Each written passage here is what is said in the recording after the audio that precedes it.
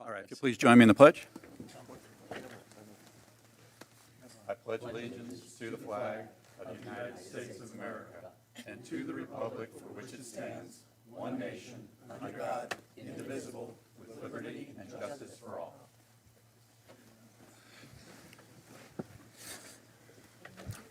All right. We actually, before we go to the next item, we have a special presentation. Yes, Mayor, we do, and thank you for the indulgence. We're just setting that up right now, so just give me 1 second.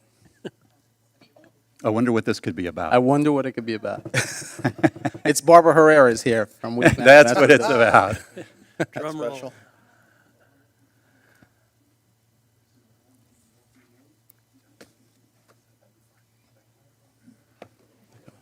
Is the circus coming or something?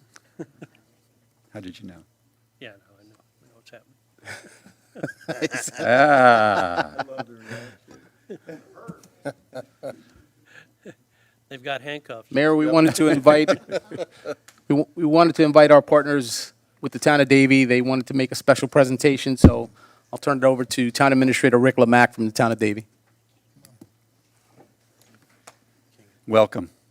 Thank you, Mayor, council members. Thank you, Russell. I appreciate that. Richard Lamack, Town Administrator with Davie, with our public safety personnel, our Chief Julie Downing, and for the fire department, and Chief Steve Kinsey with PD.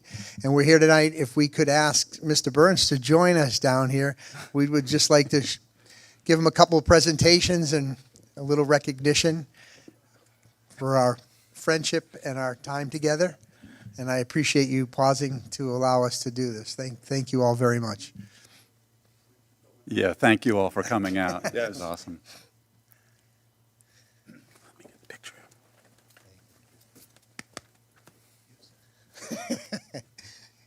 Andy, we have a couple of things for you, but the first is a plaque I'd like to read. It says, "Congratulations on your retirement, presented to Andy Burns, Southwest Ranch's Town Administrator. With distinguished honor of your exemplary service and unwavering dedication to the Southwest Ranch's community. Under your leadership, you have built a strong relationship with the town of Davie and a lasting partnership between our two communities. Thank you for your hard work, professionalism, and collaboration throughout all these years. And we're wishing you the best in your retirement. You will truly be missed." Dated November 16th, 2023. That's the first.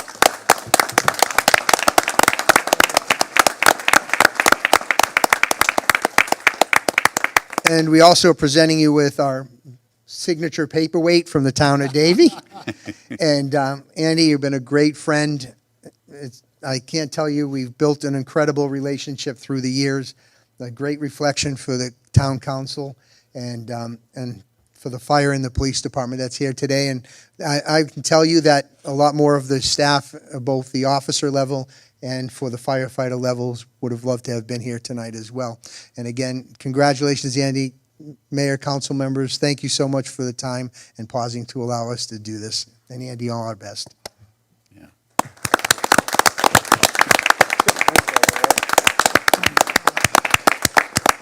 I'm not sure who to blame for this, but thank you. To my friend Rick, to the Davie Police Department, Davie Fire Rescue here tonight, thank you all. It has been absolutely an incredible and outstanding partnership. I would say as a town administrator, we don't normally take risks. We generally play it very safe. And so to make a recommendation to use and go into this relationship with Davie that we did is probably the best recommendation I ever made, and that's only because of the dedication of the police and fire department, and I thank you all. I'm overwhelmed tonight, so thank you.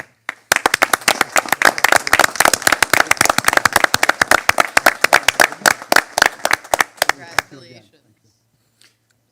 How about if we come down and take a picture? We're going to take a picture with everybody.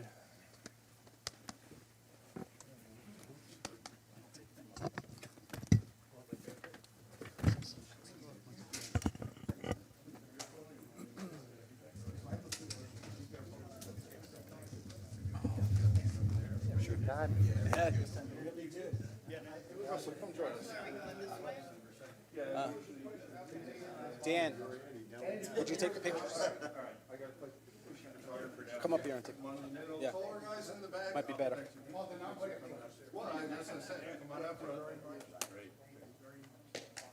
Oh, okay.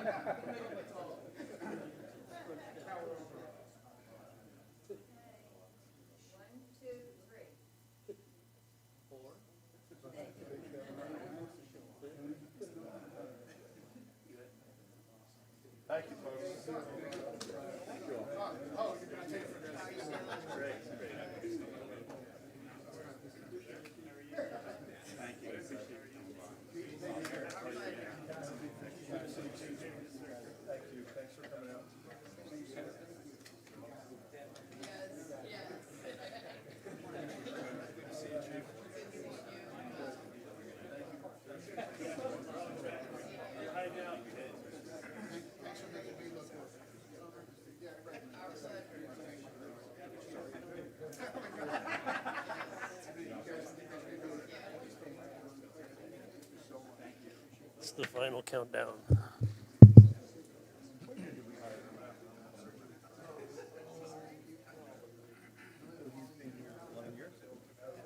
Right. We moved in here in 2012, and we had Ken Field. Yeah. 11 years.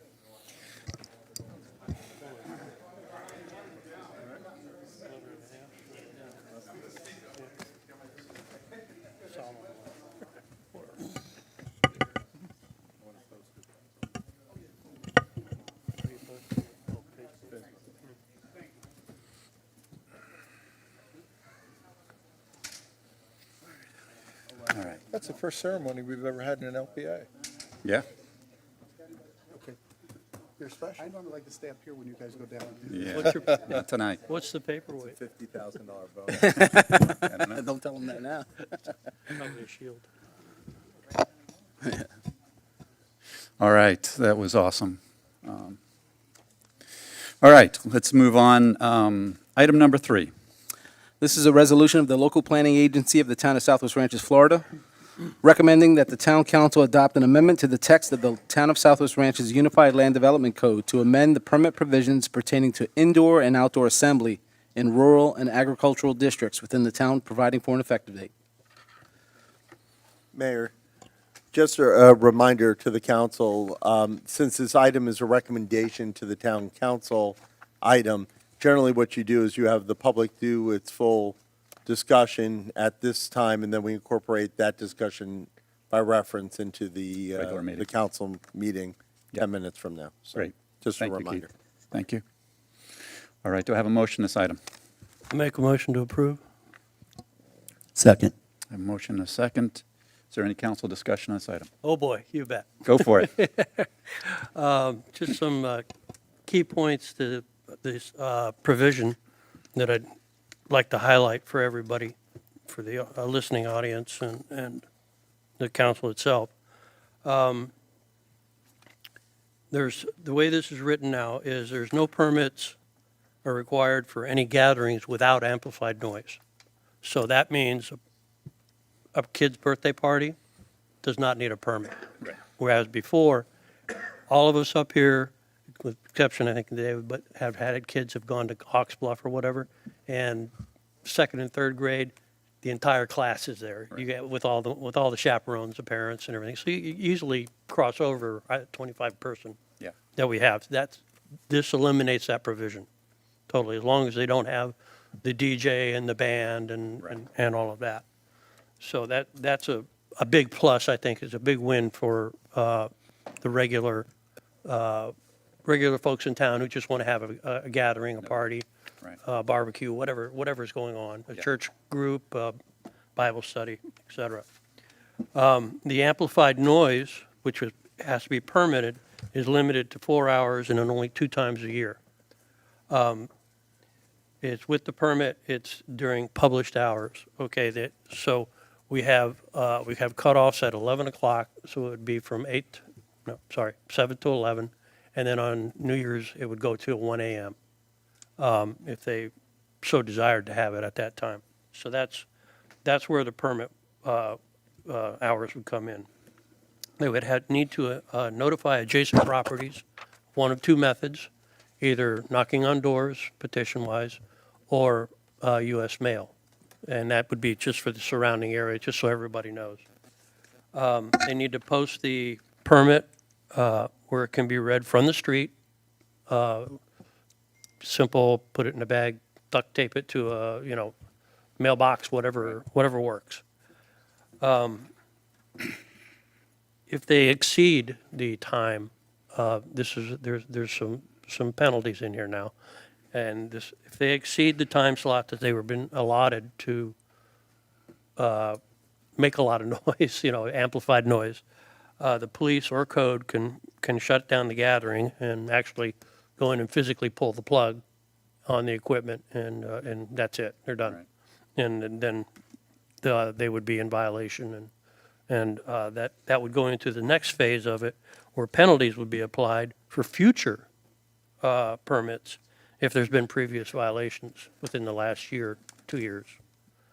And they have to show proof of where they're parking the cars, whether it's on the property. They have to show how many people they're planning. There's a whole list here. I can read it of stuff that they have to propose. Obviously, the date, and anticipated number of people, live entertainment, or temporary structures, and where the vehicles of the attendees will be parked, the cause and extent of the amplified noise if they're doing a DJ, live band,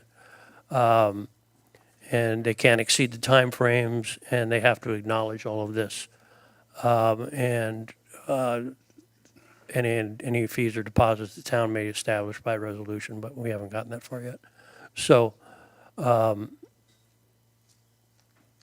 basically, it streamlines the permitting process. It helps the people who, if you've got 3 kids, you're going to have 3 parties in a year. And you've easily gone past that. We've taken all that away now. You can have 10 parties if you want, as long as you don't exceed the noise level and everything that goes along to it. So it helps the average person. Right.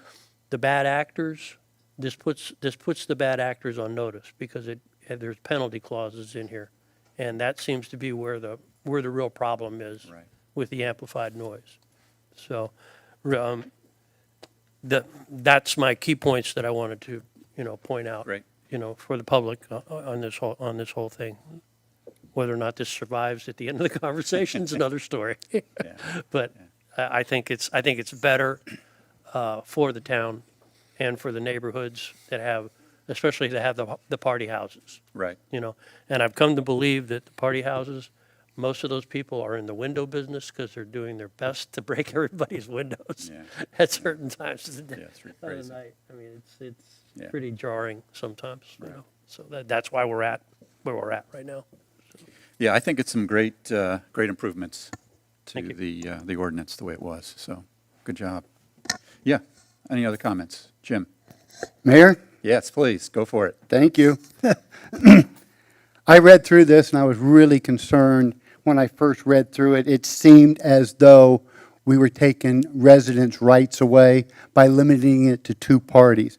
And then I read through it and I asked a million questions to legal counsel, to staff, and so forth.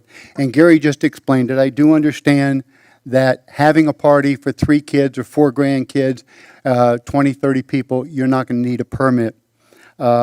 This, I do understand the amplified noise. If you could explain real quick, what is amplified noise? Does it mean if I'm out in the backyard having a radio on and we're enjoying the backyard, is that amplified? Or does it have to be a band or a DJ? If you could explain that, I'd really like to hear about that. Also, In no event shall any assembly be held for profit. If I'm having a fundraiser at my house, that money's going into my campaign. Is that a for-profit for me? Am I benefiting from that as a for-profit, or is that a non-profit? So that was one of my concerns also. The idea of parking. I have a swell in front of my house that's probably a half-mile long, 30-foot wide, that I've had a number of parties back over the years, and people park on that swell. I'm fortunate enough that I could probably have 20 cars park in my lot, on my driveway. But some other properties aren't that fortunate to have a swell across the street. A lot of the streets in town are private, so this wouldn't apply to them. They could park anywhere they wanted to. So it was the parking issue that I wanted to address also, if we could, look at that. And down at the very bottom, I was just curious as to that neither a code compliance officer nor law enforcement officer has been called to the subject property in relation to a gathering within 2 years, all right, prior to the date, due to a complaint about unpermitted noise, parking, disorderly conduct, littering. How does that have to do with a party? I'm not sure why all this is in there.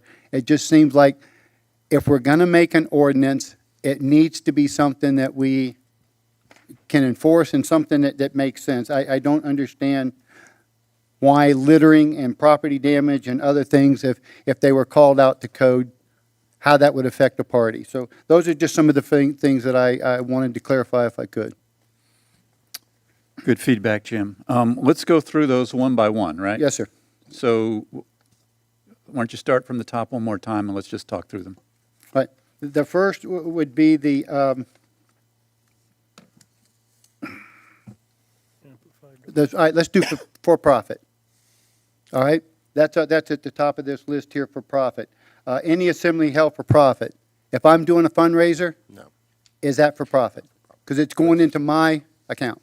No, that's not for profit. All right? And what would be for profit? If the money was going into your bank account for your benefit. If I was having an orchid party and we were selling flowers, would that be for profit? An orchid party where you were selling flowers would be a for-profit venture if you were getting the money. But that creates numerous other issues, because orchid sales could be considered agricultural if you're actually growing them on your site. So I don't love that example, but if you said if you were selling, matchbook cars or whatever they're called, would that be for profit? Yes, that would be for profit, which would mean that you couldn't have amplified noise. There's a lot of things that you couldn't do with that, but you've never really in the town been allowed to have paid-for parties at your house, which is, essentially what you're asking. Right. I understand that if I'm having a party and I'm charging $50 a head for that party, to have that party, I understand. But you can understand that this could be interpreted a bunch of different ways also. Are you going to be blasting music at your orchid sales party? You may have the radio on. I don't know. I wouldn't know if you'd have a band at a party like that or not. But is that what it is? Is amplified music considered a band or a DJ? Or is that a radio? There Or are what? a lot of different questions here. So, Right. amplified noise is any sound that is made louder through a human-made device. That's the code definition of amplified noise. So if you have a speaker that amplifies the noise in any way, shape, or form, it's a man-made device. It's amplifying the noise. It can be heard greater than a human voice. So as Councilmember Jablonski mentioned when he drafted this, is that let's go back for a second and then go forward. The impetus of this entire ordinance were massive problems seen in the Rolling Oaks district, and where vacation rentals and homeowners have been abusing the number of parties that they have at their homes, with permits and without permits, and have been blasting noise to all hours of the night, so much that it's been tying up police department complaints constantly from residents, and it's probably correct me if I'm wrong, what are the number one complaints in the Rolling Oaks community? Absolutely. Okay. So there were a few things going on. So we had that issue. Then we had the issue where residents complained that they didn't want to get permits anymore for having a kid's birthday party. All right? So they were saying, okay, your code says 30 people. We have to have a permit. That's outrageous. I have 30 people at my home for a football game on the weekend. Why do I need a permit to have friends over at my house? So Councilmember Jablonski came to administration and said, I have to cure two things. I have to, A, get rid of the provision that requires residents to get permits, when only 30 friends are coming over to their house, and B, giving Rolling Oaks some relief when people are having amplified noise at a party. I understand it will happen. It will happen in the ranches. I'm okay with 2 days a year of them doing it with permits, provided that it's not till, all hours of the night, provided that it's for 4 hours, and provided that I have knowledge of it so that if I have dogs or if I have horses, I can take the proper precautions to make sure that those animals are okay during the time of that event. So that's what it started with. Then you look at the existing code, and some of the things you cited are things that have been in the code for the last 15 years. Only the underlined and strike-through sections are what's changing. At the end, you brought up things about littering and things of that nature. That's always been in the code. Really? Okay. That's not being added. That's all existing language that you were looking at, which can be changed, but I just want to make sure you understood that you were citing existing language. So as a result of that, the language that you're referring to, for-profit, not-for-profit, that's language that's always been in the code to prevent people from having paid parties at their house. Okay, that's why it was in there. I'm thinking more about the example you gave about the sale of orchids. That's not really what this provision was going to. It was going to actually, and if we have to clarify it, I'm happy to, it was paying for the entrance fee to a house for a house party, which was happening a lot, and that's why that provision was originally created. So, if that needs to be corrected, absolutely. So, of the things you mentioned, yes, the answer would be if someone is having a party of more than 30 people to sell orchids, and yes, they were blasting a radio in their backyard so much that it exceeded the noise ordinance and could be heard by neighbors next door, they would need a permit for that party. Okay, and that answers that question. That would not be considered for-profit as defined by this ordinance because, and I was trying to figure out, I'm sure residents will try to figure out ways around it, but they're actually not paying to enter the house.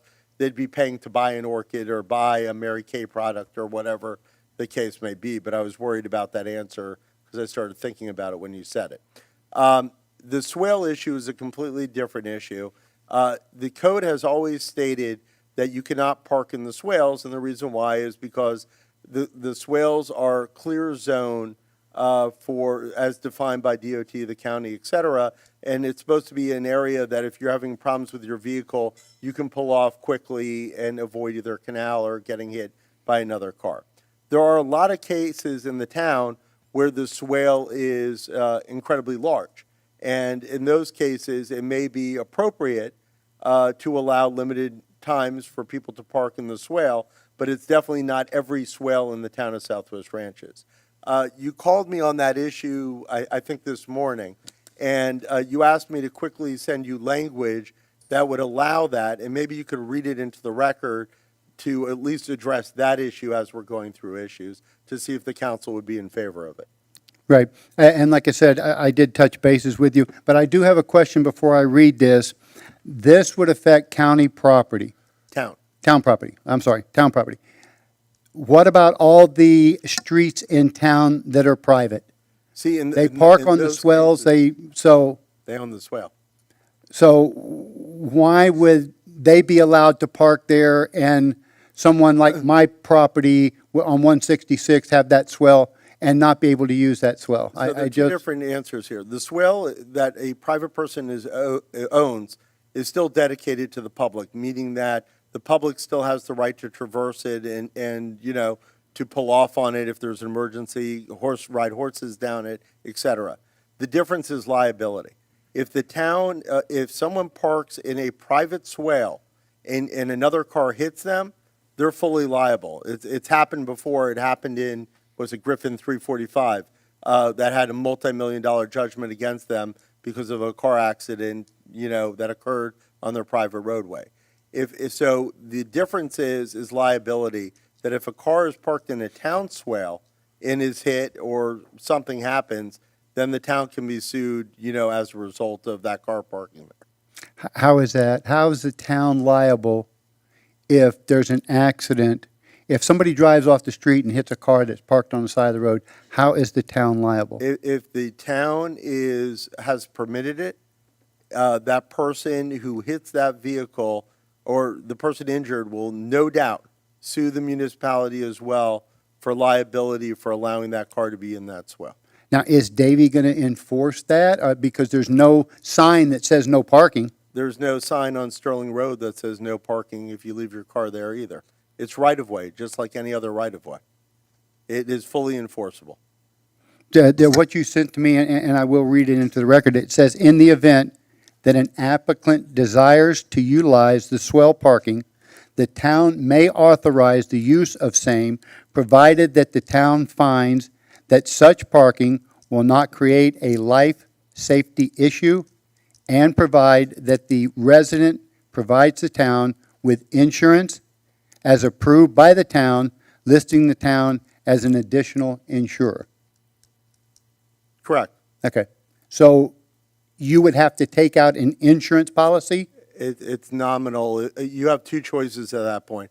A lot of residents in the town actually name the town as additional insured on their current homeowner's policy because they've done something like put brick pavers on their patio or their driveway entering to the property. So the town allows that if they name the town as additional insured, if it's the town's right-of-way. So there is a huge number of residents who already list the town as an additional insured on their policy. But on something like that, it's just a simple event insurance policy. It's nominal dollars. I've gotten them myself. So, and all that does is say, okay, I'm having a party this night, and I'm going to list the town as an insured in case, someone hits a vehicle parked on the swale. So this parking on the swell, if you feel, and they'll feel that this is absolutely vital not to park on the swells.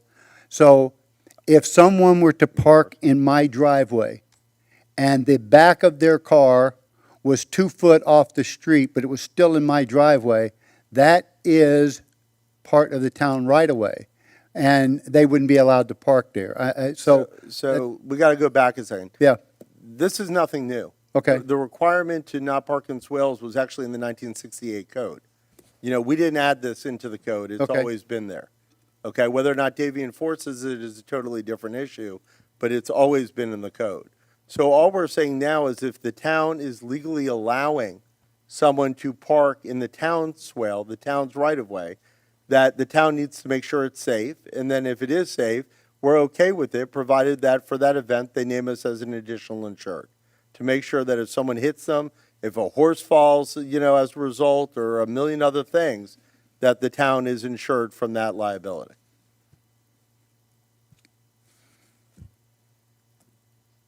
Or you can keep it the way it is now. And I want to make sure everyone understands this. Currently, it's no parking in the swales.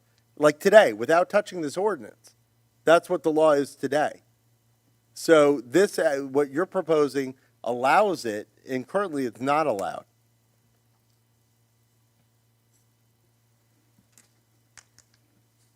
and, all right. That's it, Mr. Mayor, I'm sorry. No, good, Jim. I ran out of questions, sir, I'm Okay. sorry. Go ahead. All right. But Yes. Jim, let me Yes. ask you a question. Did you want to incorporate that into this ordinance? Yeah, I would like the idea that if somebody wants to park on the swell, and like I said, in my case, we could use the swell. And I'm not going to pick on anybody, but I will pick on Mr. Hartman there, Councilman Hartman. He has a driveway that's landscaped and so forth. For him to have 30 people, they would need to park in the swell. It's a private road. And so that's what I'm saying. So the roads that are private have the advantage where they could park anywhere they want, which is great, because you don't have the driveway space, but then the other properties, that's not their right.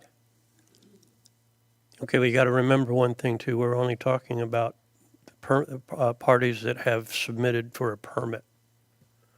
The birthday party kids, we're not even going to know about that. But they're still parking in the swell, and you say Right. there's no Is it- parking yeah, in the it swell. exists. It That's what I'm exists. saying. It exists. The Yeah. law exists the way it is right now, as Keith mentioned. So according to, What do you want to do, Jim? Yeah, then if this will allow people to park, and you say it's a minimal fee for the permit, how do you get that permit to park? Well, I How do think you what get he's the saying, insurance obviously, to park? the permit comes from the town, but Right. then you as a homeowner would contact insurance agents for this quick. It's even. Is that something that is it easy to do, or is it? I haven't done it, but. I've done it. There are companies that just do it online. And literally, I think it was $100 last time I did it. You just go right online and do it. So it's called event insurance. And I can show you between first and second reading how easy it is to get. And so you can look at it at that time and assess it even more. But a couple things I want to make sure everyone understands. Again, currently today, if you have a party of 30 or more, you're required by law to come to the town, get a permit. That's not for noise. That's just saying I have 30 people at my house and I need to get a permit, and Julio has to issue a permit. That's the current law. So what this does is, again, it eliminates that completely. And now it says that you have 30 people. If you're not blasting noise, amplified noise at your house, we don't care. We're not going to police that anymore. We're done with that issue. But if you do have amplified noise, what will happen? The person will come to the town for their twice a year to get a permit. They'll pay their nominal permit fee. If they want to park in the swale and your amendment gets added, they'll go through that process. The town will then have a form letter for those individuals that says, I'm planning on having an event at my house on this date. Just wanted to give you a heads up. If you have any questions, don't hesitate to ask. The town will outline the properties where that letter is going to be sent. The letter is going to be stuck in an envelope at Town Hall. The resident's going to pay their permit fee, the 4 stamps that they have to pay for, and the residents will all have knowledge of the event, and that resident will also post it on the property that they're having the event, so that if someone else complains or if the police drive by, they'll see that a permit was executed. So that was the goal of this, was to stop the situation where residents are constantly calling in residents for parties, even some that have permits for parties. That was a new one, because they just didn't know that their neighbor had a permit because either A, they didn't post it on their property, or B, they were never told ahead of time. So this is really geared to solve a lot of problems. Is it perfect? It may not be. But it's something that we can easily tweak, going forward. Right. But, as Councilmember Jablonski, when he proposed it, even I thought personally, it's so much better than what we have now. Yeah. Because the one now is not working at all. Yeah, I know from my perspective, this is the most common, you picked out Rolling Oaks. It's not just Rolling Oaks. This is all over. Right. I get more Yeah. complaints about this than anything else, for sure.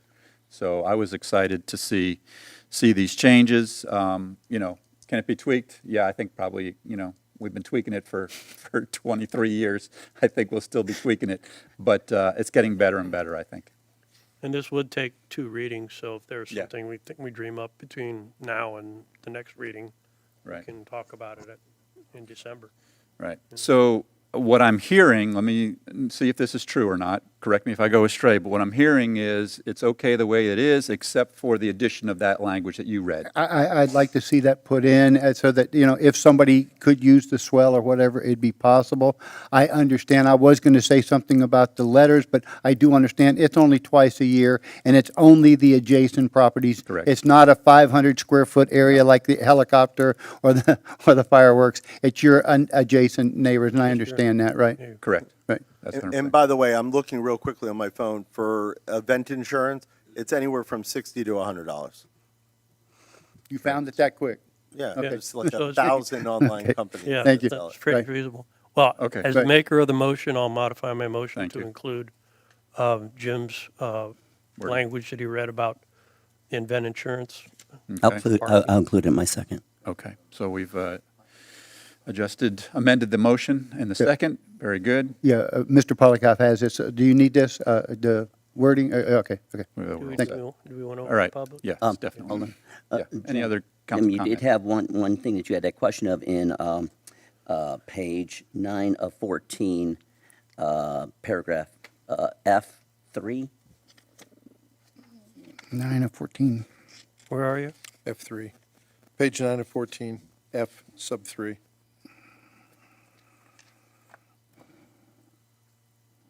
Because I found that as well. Had nothing to do with the party. Right. Yeah, but it's current law, so it's current code, so really, there's nothing, All right. you know, if it's current code, I mean, we can when take you it said, out. That's what I was I mean- suggesting. Take this out.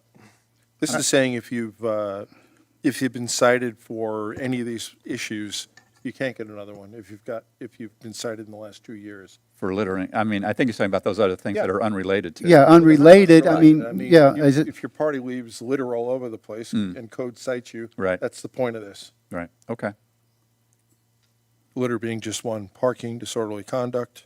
yep. David, are you property okay? damage. You okay with leaving it in, or what's your thoughts? I guess if I were to go for it, I'd lose on it anyway. Just for the record, I mean, this law has been in place since what, I- 2000 and whatever? We've never cited anyone All right. before For that. littering. Yeah. I do have some Yeah, go ahead. questions on it as well. Right at the very beginning, the whereas clauses. Second whereas clause. Whereas the town has received numerous complaints from residents relating to, and I'd like to strike out the indoor and keep this for outdoor assemblies. And because way it has been suggested here that it applies to only outside parties. So if it's only to outside parties, why would indoor be even put there? And then going into the substance,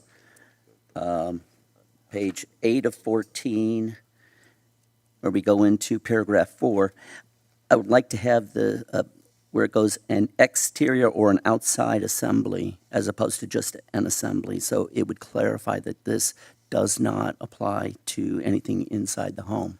See, and I spoke to Russell, who drafted that language. The goal was that it could apply to an indoor or outdoor, because if you have an inside party with a band and your doors are open to outside, you've just had an indoor assembly that can be heard by everyone. You got a point there. You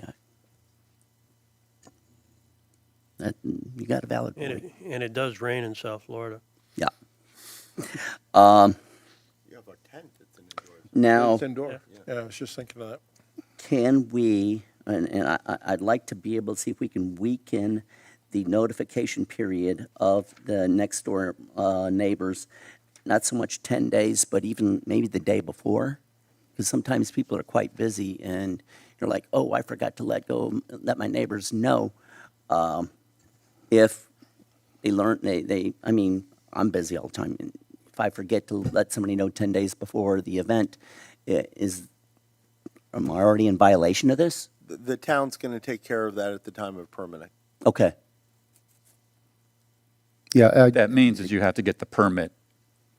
yeah, Couple weeks if I'm understanding, Dave, I didn't mean to interrupt, Dave, but the E on the preceding page there says that, you know, you have to apply no later than 15 days. Right. And if, what Mr. Polikoff said was the letter, you put a stamp on it, it gets mailed out, and, you know, so that takes care of the notification part of it. Whether it's delivered on time or not, it's not your fault, right? All right. Yeah, once it's postmarked, it Right, that's it, right, exonerates you. right. And last, or actually I had two other questions. You know, if I can find the language that I was looking for.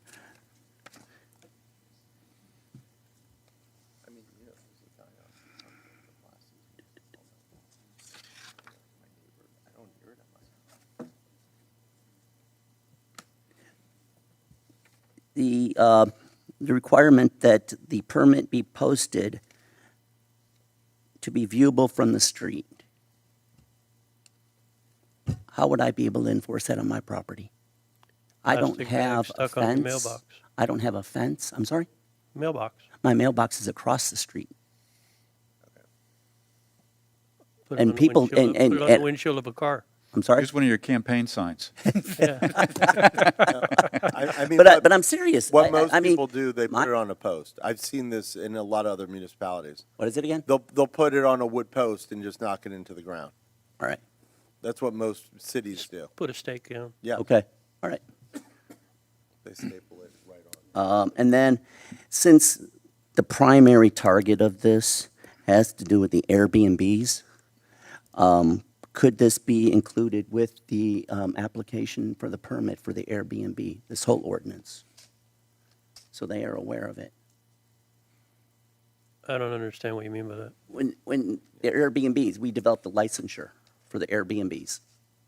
Could, as part of that process, that application license, provide them a copy of Yeah, it? but that's the vacation home Yeah. one. That limits the number of people in that policy, in that, I mean, if I remember correctly, it's only Yeah. very few people that are allowed to stay at the Airbnbs. Yeah, yeah. But having a party at the Airbnb. Right. Well, So- that's so- illegal so- from the so- get-go. Let me address that. The Airbnb ordinance that you, or policy that you all approved requires them to abide by all of the town laws. I do not find it inappropriate at all to attach a copy of this ordinance to the package when they pick it up. Perfect. That's what he suggested. That's what I was suggesting. Exactly. Right. Because I know there's one on Sterling Road that I've been to many times. Has been a problem. All right, no problem. All right, good. Any other comments from council? I did, what about the whereas clause? Is that okay? Strike that language out? Well, It I is think if, it's an interesting point, if you have it indoors, but all the sliding glass doors open in the back and. All right, Or and it a could affect indoors, all right. Or a tent, Yeah, you know, yeah. considered indoors. All right, public comment. Is there any public comment on this item? Please come on up. As someone who has parties that need to be indoor and outdoor, because I don't have an outside bathroom, so they come in to go to use the restroom. So, I mean, that just seems common sense. But there are a couple things. Councilman Albritton brought up orchids. I don't charge numerous orchid societies throughout Broward County, numerous garden clubs, and elementary and preschool kids come to Jeff and my house often. To see how you grow things, to watch the butterflies and the bees and the birds and all those kinds of things. We've won, just like the town did, we won the Emerald Award 2 years ago for a large property in Broward County that's more like a park. Anyway, but one of the things, when the Orchid Society comes to visit, usually what they do is sometimes a vendor, like Max Orchid has an ag exemption is around the corner from me. Sometimes Mac is there, or they come to my house and then they go to Mac's. But oftentimes what they do is you might invite one or two vendors to be there and be out in the driveway. And then what they do is the Orchid Society doesn't usually get anything out of it, but what the Orchid Society does get is, and Bob probably knows this because he worked for Jones and Scully, the Orchid Society, the vendors will donate orchids to be raffled off to the members. Or sometimes the orchid vendors will give X percentage of their profit to the nonprofit Orchid Society, but that's one. The other thing, does this mean a microphone for a candidate who's speaking at a fundraiser? No. That wouldn't That's include that? campaign speak. I mean, It's not okay. even remotely I don't think it goes that far. It couldn't be regulated anyway. And what if someone has a commercial business, has a private membership club, say dogs, for example, and then as a part of that membership, they're entitled to come to parties and training? What is that considered? Because it's not for profit, because the business is for profit. Could you just repeat that example again? By the way, Okay. one thing to know, because I wanted to read it while you were talking, that language, that's been in the code forever. Just so everyone knows, this is not new language that you're debating, but it may be time to clean it up. But this Okay. is old language. And when it comes to fundraisers, as I understand it, being married to a lawyer, raising a lawyer, my sister's a lawyer, and being in office for 32 years, you're stepping on my First Amendment right if there's anything in this ordinance to prohibit us from having a fundraiser. No. Is that correct? There's nothing here that would prevent a campaign fundraiser. Okay, and we don't have to, and no, we no longer have to get a permit for This one. would stop that. Okay. Although The- I don't think it would be legal before, under the code, it was required. So, Well- I'll let you know. I certainly got one from Marty Care and was told I should do so. Is there any other town or city in Broward County that has an ordinance like this? There are Does- a lot of municipalities that have. Which assembly ones? Ordinance. I know Hollywood has an assembly ordinance. They have an assembly? Yeah, the limitations on number of people that can assemble without Is that regulation. because of Emerald Hills and the Orthodox temples? It could be in a for home? many reasons. Okay, because I'm unaware of any municipality, other than that one exception, that has anything like this. But I can understand, but what I wonder is, like, we have two places in our neighborhood, both are commercial businesses. One had ag, it doesn't any longer have it, and the other one has ag now, that have had big venue parties. One says it's ag tourism.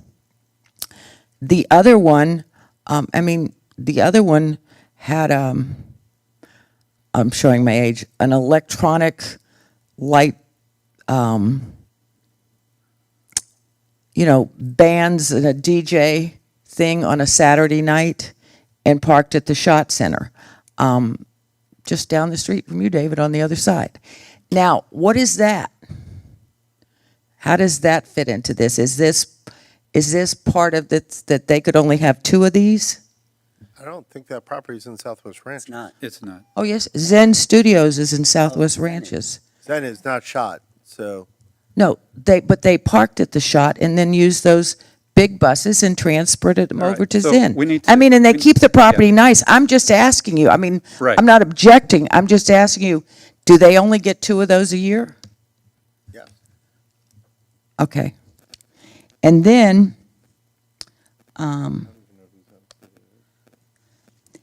one of the other things is, if you can't park cars, and are you going to enforce this in the swale? Well, then, if there's a safety issues, shouldn't you not be able to put hedges in the swale? And if you're going to enforce this ordinance, shouldn't you enforce the other one? Or is it selective enforcement, that the person you complain about that has a hedge in his or her swale gets cited? But if you don't complain about the other 19 or 16, whatever it is, they don't. I am concerned that if you pass a rule, then mean it enough to enforce it.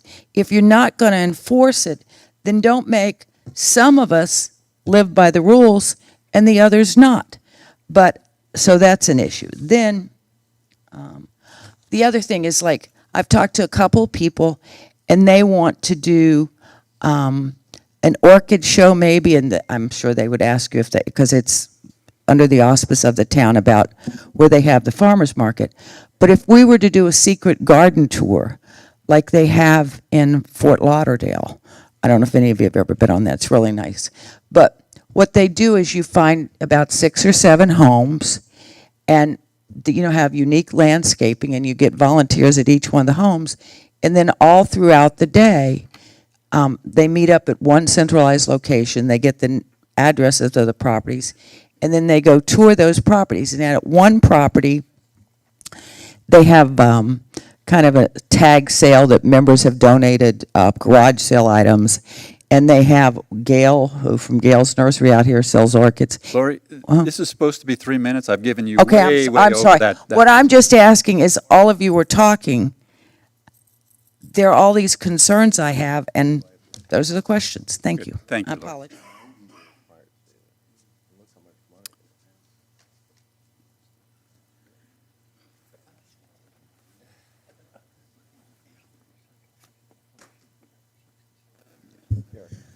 I have a very loud voice, but I'm talking very low now because you have these ordinances, so you have to be very quiet.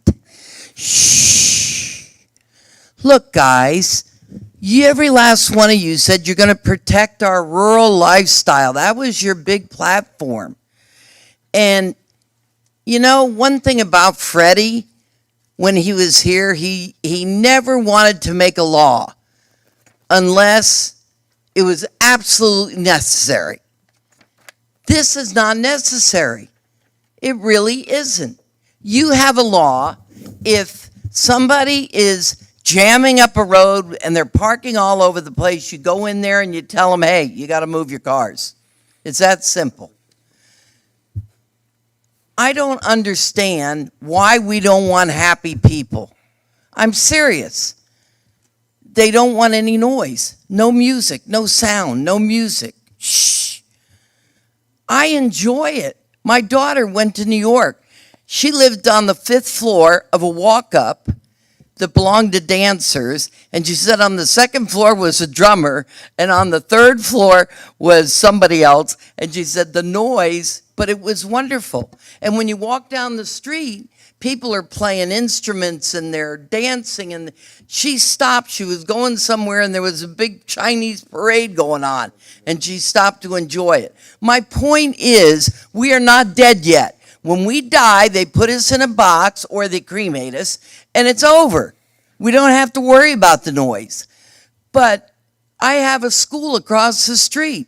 I enjoy listening to the kids screaming and hollering and laughing, believe it or not.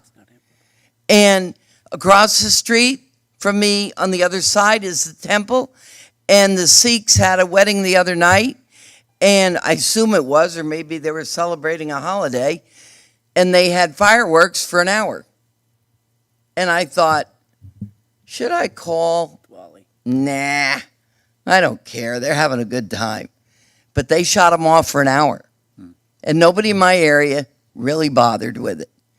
The point is, if somebody is real loud and disturbing, or they're having a terrible time over there, you can always send the police to stop it.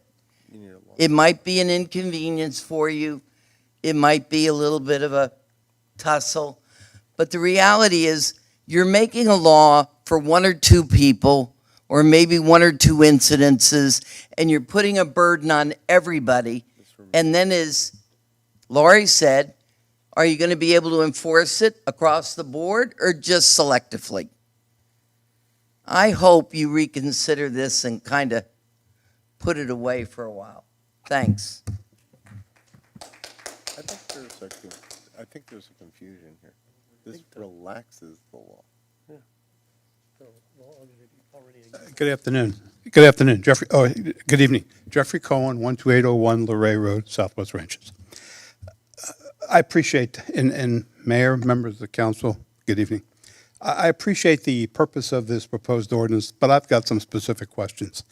I appreciate also that it's my understanding this proposed ordinance exempts parties or gatherings or assemblies with respect to family members, friends, and acquaintances. Is that correct? Yes. Is that correct? Assuming no amplified noise. It's the amplified noise that makes the difference. Right. But it exempts those 3 classes, correct? Family, friends, and acquaintances. For instance, if I had a Christmas party and had 40 family members and friends, would I need a permit? No issue. No issue. Okay, very good. But that was my understanding. But I've got other specific questions. Does this proposed ordinance also exempt political gatherings, be it fundraisers or just partisan political gatherings? Again, yes, because this only relates to amplified noise. Currently, today, you're Yes. required to have a permit. This says you no longer need a permit for that event. Well, I firmly believe, and I think you recognize that, Ms. Polikoff, that requiring a permit to exercise the First Amendment right is on its face unconstitutional. Yep. Again, this would remove that requirement. I appreciate that. My wife, Lori, has frequent gatherings with respect to garden clubs. No issue. And orchid societies. I don't believe there's any amplification of music or voices. Is a permit required for those activities? Today, yes. Under this ordinance, no. Okay. Those are my questions. Thank you very much. Thank you, Jeff.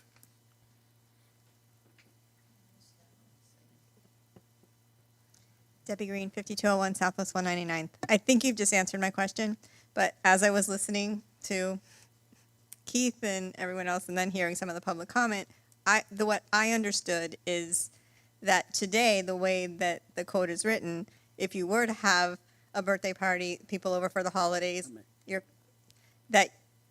the way it currently is today, you would be required to get a permit. What this is trying to do is take away that so that you can have any kind of gathering in your home as long as you don't have amplified noise to affect the neighbors. So that I just wanted to make sure I was understanding. That's what correct. was going on. This ordinance relaxes the current code requirements. It makes less rules instead of more rules. Ed Gonzalez, Holity Trail. And I want to thank you for what this rule is that you're trying to put in place. Unlike some of these folks, they probably don't have an Airbnb on their directly across the street where these parties are endless. The noises, the black buses coming over, it never stops. We need to put a stop to it. If it requires this ordinance, please go forward with it. Thank you, Ed. Any other public comment?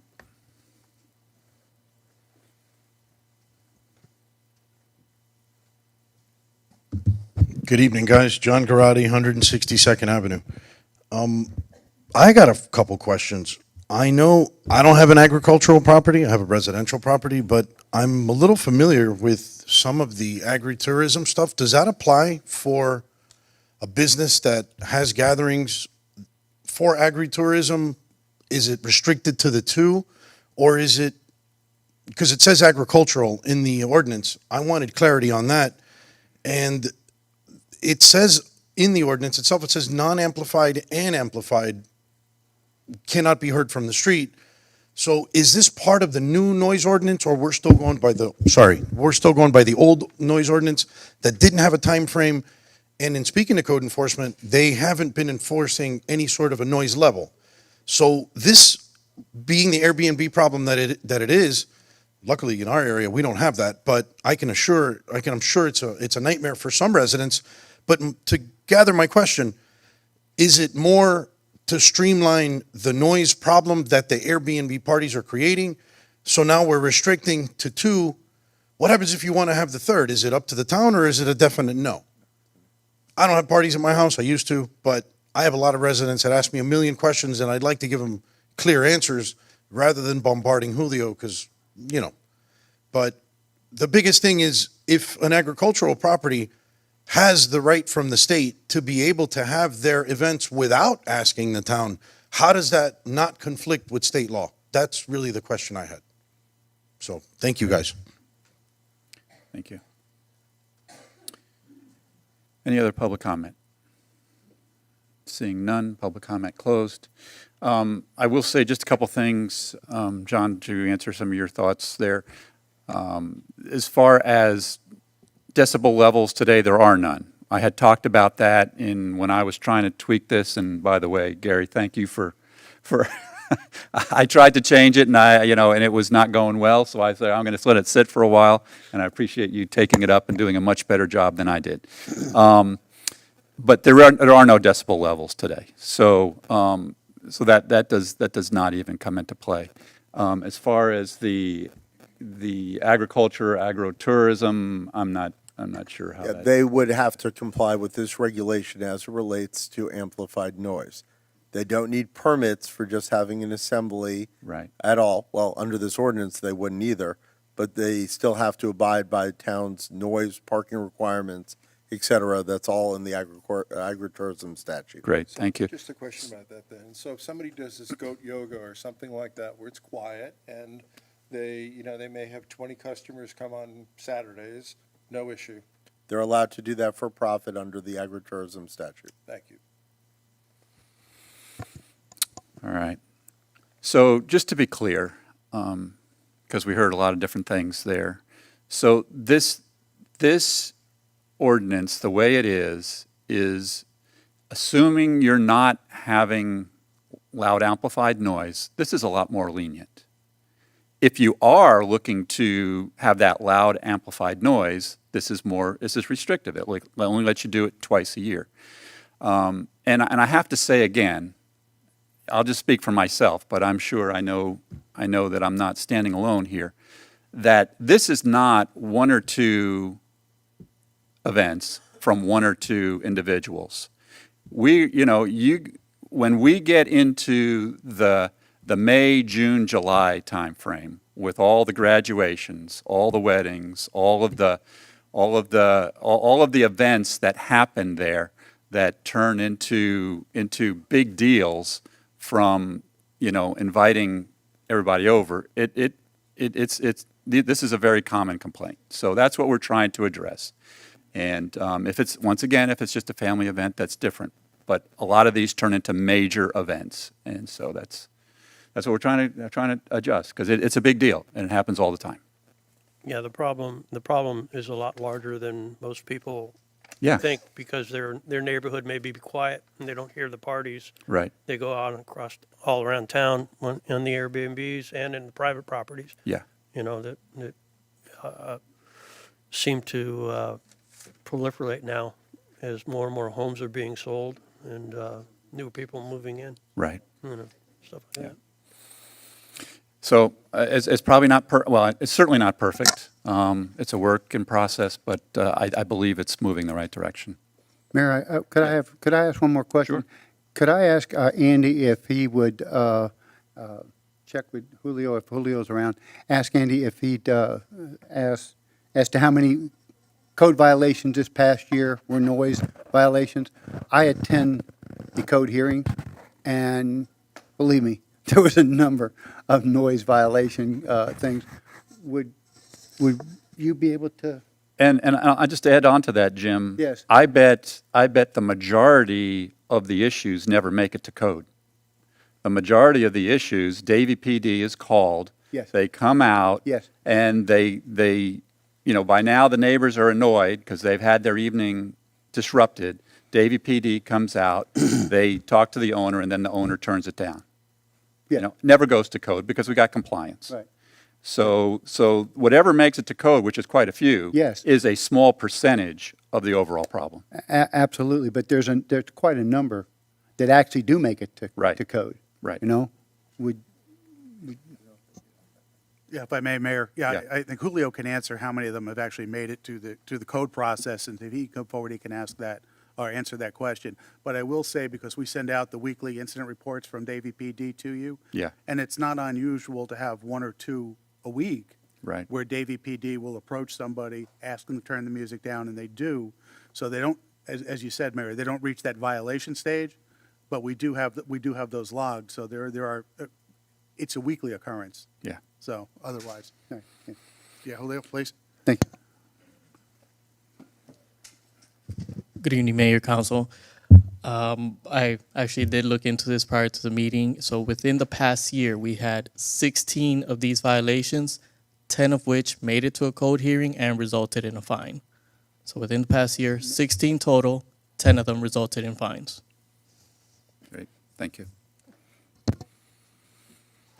All right. Any other comments? All right. Please call the question. Board Member Hartman? Yes. Yeah. So just to clarify, we're approving this as amended. As correct? amended, yes. Right. Okay, so I got Board Member Hartman, Board Member Jablonski, Yes. Board Member Kaczynski, Yes. Vice Chair Albritton, Yes. and Chair Bright Cruz. Yes. Motion passes. Thank you. All right, then we have the meeting minutes from September 14th to approve. Is there any additions, corrections to the minutes? No, motion to approve. Second. Is there any public comment on or corrections to the minutes? Seeing none, please call the question. Board Member Albritton, Yes. Board Member Hartman, Yes. Board Member Jablonski. Yes. You have this over here. Vice Chair, I'm sorry, called this out of the order here. Board Member Kaczynski Yes. and Chair Bright Cruz. Yes. Thank you. That's all right. Motion to adjourn. Have a motion to adjourn. We'll roll into the regular meeting.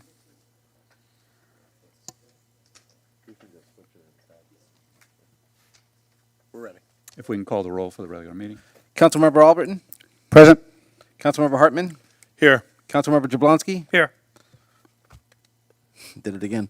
Councilmember Kaczynski? Here. And Mayor Brighters. Here. If you please join me in the pledge. I pledge allegiance to the flag of the United States of America and to the republic for which it stands, one nation, under God, indivisible, with liberty and justice for all.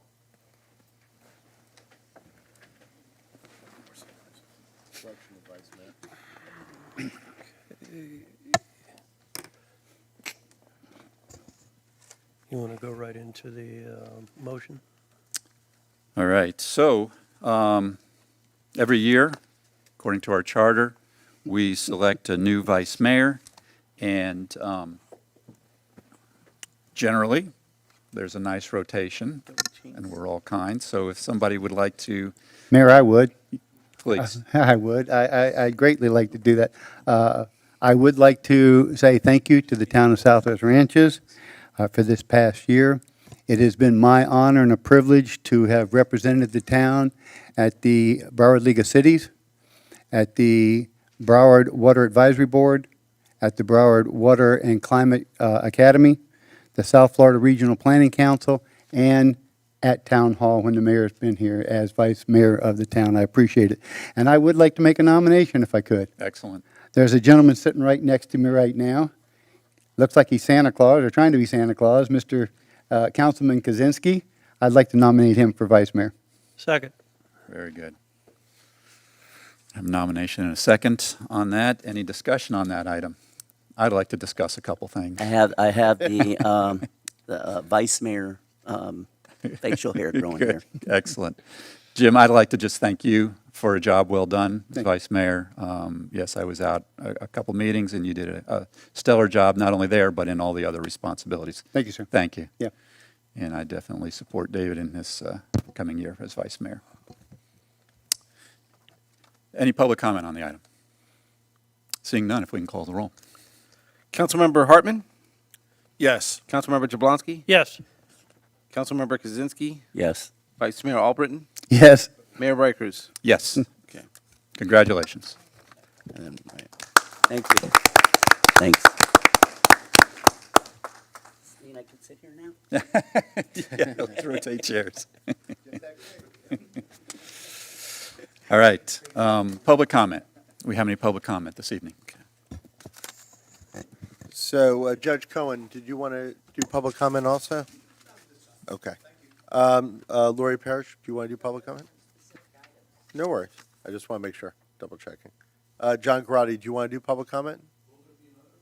No, this is it.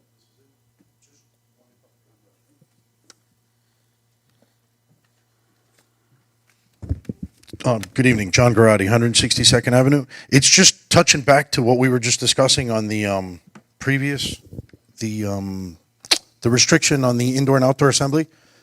So, Okay. That's further on. Yeah, I'm going to That's for stop something you there. else? Yeah, because that item is going to come up later in the agenda, and you're more than welcome to. Oh, so speak there on is it a- then. okay, gotcha. Yes, I just- right. This is that's why I just asked. for general items not on the agenda. gotcha. Nope. Thank you. Mary Michelle was on the list. And then, Mr. Gonzalez, if you want to speak, if you could just quickly fill out a card and bring it to us.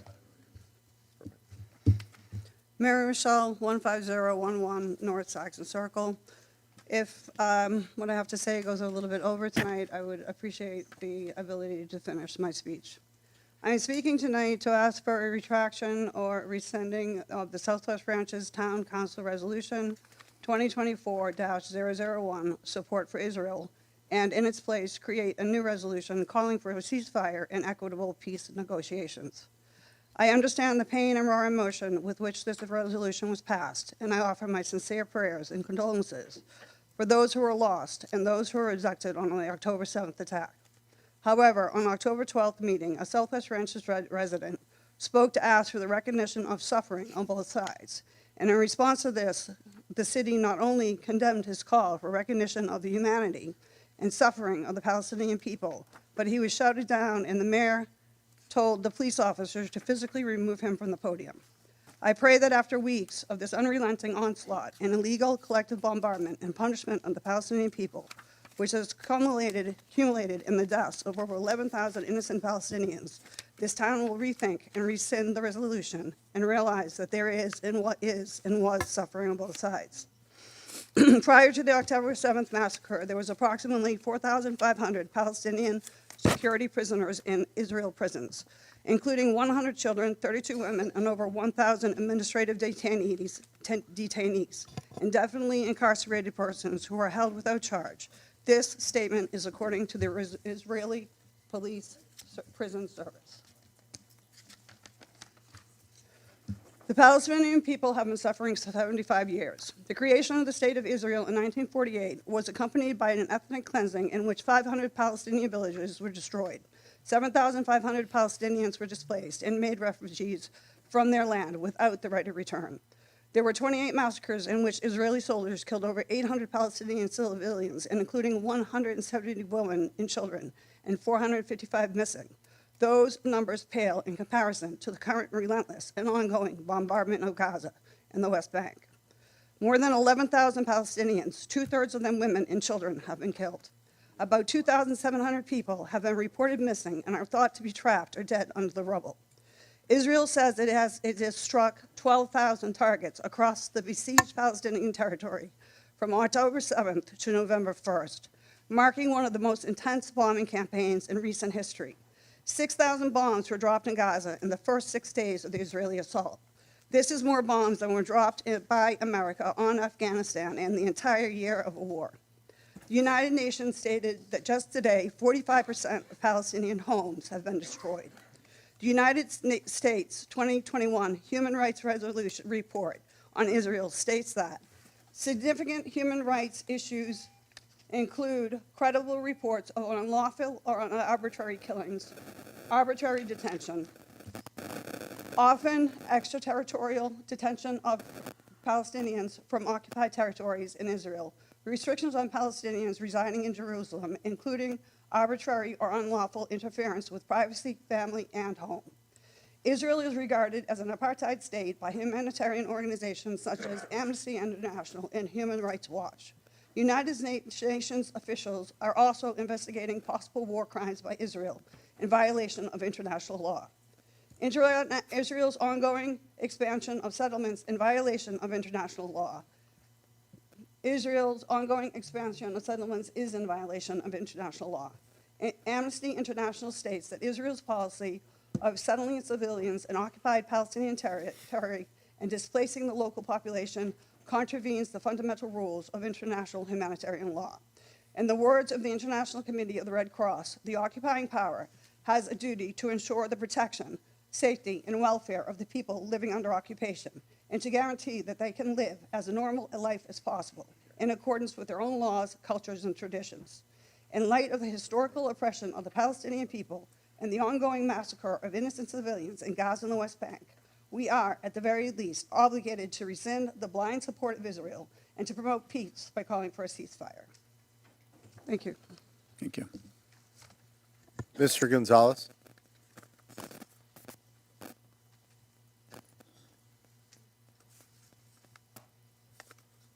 Thank you. My stuff is not so serious as the last one. As you know, I'm on the drainage board. I try to volunteer my time on several of the boards, the law enforcement board and the drainage board. I've been on the board now over a year, and I feel that the progress that we've made, like this flooding that we just had, we're not getting it done. So I don't know what the councils here can do to try to improve that, but right now, I don't even have a yard. It's probably about 2.5 feet, 3 feet underwater. So I think it's something that we really need to look at. I'm going to stay on the board because I want to help, but I don't know if we're really accomplishing the mission that we have in front of us. Number two is last week I had an incident with my very expensive car. I hit a pothole there on Luray, which did severe damage to my car. Mr. Kaczynski told me that he reported that. I went there today to look, and the pothole is still there. Do we not have a group or someone that can really look into things like that? Because in the ranches, there are very expensive cars that unfortunately have low-profile type wheels on them, and when you hit a pothole like that, you do severe damage. So something that really we need to look at. And the last one is, since I'm on the law enforcement board, is we made a lot of suggestions, but I think the biggest one is that we need to get Davy into the neighborhood, patrolling in the streets, not out on Griffin Road, not out on Sterling Road, but actually looking into the side roads, because we need to control these speeders. I mean, 30, 40, 50 miles an hour on a side road is ridiculous, and it seems like it never ends. Thank you for your time. Thank you, Ed. Who's the next speaker? Sorry, we were talking about potholes. Ms. Carter, and final speaker is Ms. Green.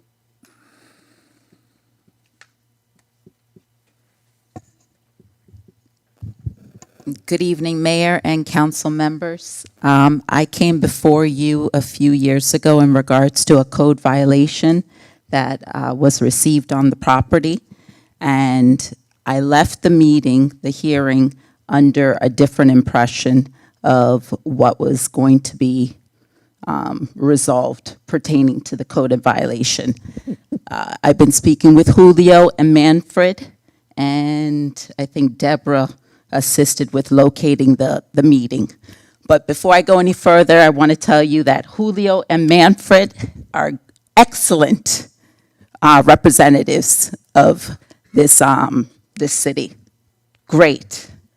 So I come before you again today because I have been advised that the violation, from my interpretation from the last meeting, there was no violation removal on the code that I had gotten, or the code violation. So I come before you again to ask for consideration of that code violation due to the circumstances that took place on why the area was unkept. And if you want me to go back and let you know what.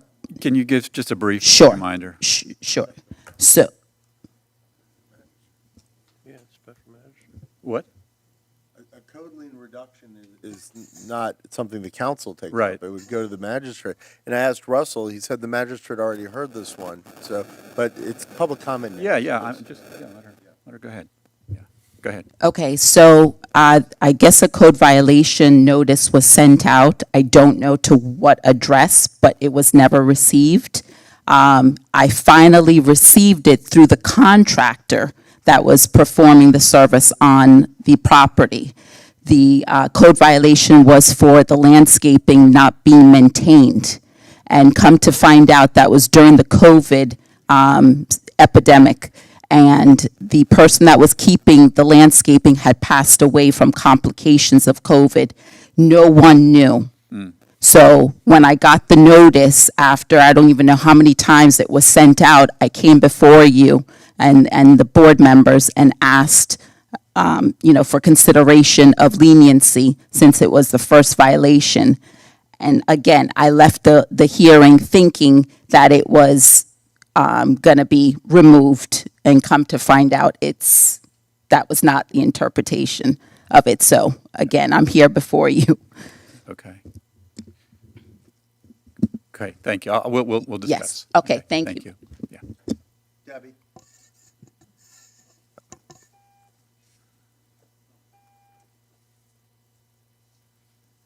Debbie Green, 5201 Southwest 199th. I just need to correct what was said here. The resolution that was made by this council on October 12th was denouncing the terrorist organization of Hamas, period. That is what the resolution that this town passed that evening. There is no, Hamas is not a synonym, or you can't fit the word in for Palestinian or Israeli, whatever. Hamas is a terrorist organization, and that is what this town condemned. So for anybody to ask for this town to rescind that resolution is just unthinkable to me. And thank you. Thank you. No. No, there's no further public comment, Mayor. When the gentleman was asked by the mayor to please leave, that was when he, in his comments, was comparing what was issues on 210th Avenue to what was going on in the Middle East. Thank you. Public comment is closed. No. I just want to, so just a couple comments for, I do want to touch on the drainage. I think we've done a lot of great things for drainage, but you don't always see it all the time. And especially in a storm like this, our town is designed to hold the water. And so, but maybe we need to go over that and just kind of talk about that theory and see how that is so that people are clear about it. Because I get those calls all the time that, the town is flooding, but we're low and we're designed for our houses to stay dry and then the properties to kind of retain the water. But we need to talk about that because that's something that I do get calls on all the time. The potholes, I do want to talk about that. So I know we have a regular cycle for potholes. If somebody calls in a pothole, we don't send someone out just for that pothole immediately. We normally save them up for a period of time, and then we have somebody go out and do a whole slew of them. But what I'm wondering is if we have a situation like this where it's caused damage to a car, we need to get out there pronto, right away. That's not something I don't think we can sit into a normal kind of a schedule. This is causing property damage. So how do we handle something like that? Yeah, generally speaking, when we get reports of those, we go out and verify it, we mark it, we report them to our vendor. But obviously, coming out of the rain we just had, We're going to have a bunch more. we're going to have a bunch more, and the ones we have are going to be that much worse. Right. So I won't speak for Rod, but I have no doubt that Public Works is out there identifying those potholes in addition to this one and getting that information to our vendors so that we can get them here as quickly as possible. Right. So, Thank you. This one, it may be something we need to put a cone out or something, take a look at that, depending on when they'll get there. But the goal is obviously to get them there as quickly as possible. Right. Mayor, if I could real quick. Yeah. I do make it a point about once a month, and I know that with this rain now, probably be a lot more frequent, but I do take a golf cart through the neighborhood and write down the address of the pothole, which house it's in front of, turn it in. And usually within 2 or 3 days, those potholes are fixed. But I am turning in 40, 50 potholes at a time. So I imagine that, they don't go out for single potholes, but for that many, I imagine they Right. respond pretty quick. And that's the theory. Yes. That's the process. Right. Yeah. Good. Thank you, Jim. And then the last thing I wanted to touch on was just the code violation. As Keith, the town attorney, mentioned, I'm not sure how you got that impression. We don't have any authority to adjust the fine. That's totally within the magistrate. So I apologize if you got the wrong impression on that, but that's outside of our authority. Okay, so I would just encourage you to work with Julio or I think we're probably past Julio, but work with the magistrate to try and get your story across. Okay, yeah. All right, board reports. Do we have any board reports this evening? Yeah.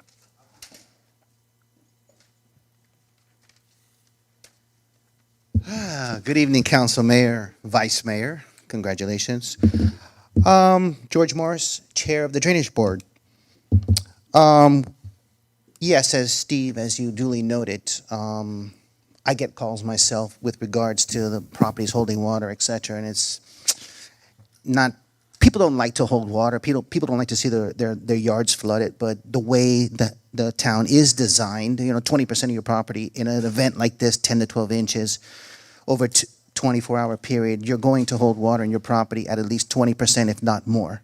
These are the way our yards are designed. I've seen it throughout the neighborhoods. I've driven around. Some have more, some have less. It depends upon how their organic material, has been kept up or not kept up over the years. If their houses are newer, they're going to be a little bit higher. If the houses are older, it's going to be lower. It's going to have more water if you haven't filled. So we have done a lot. We have done a lot of good. My predecessors have done a lot of good in the past. And, there's a lot more that needs to be done. Our board is certainly working in that direction. We've done some wonderful things.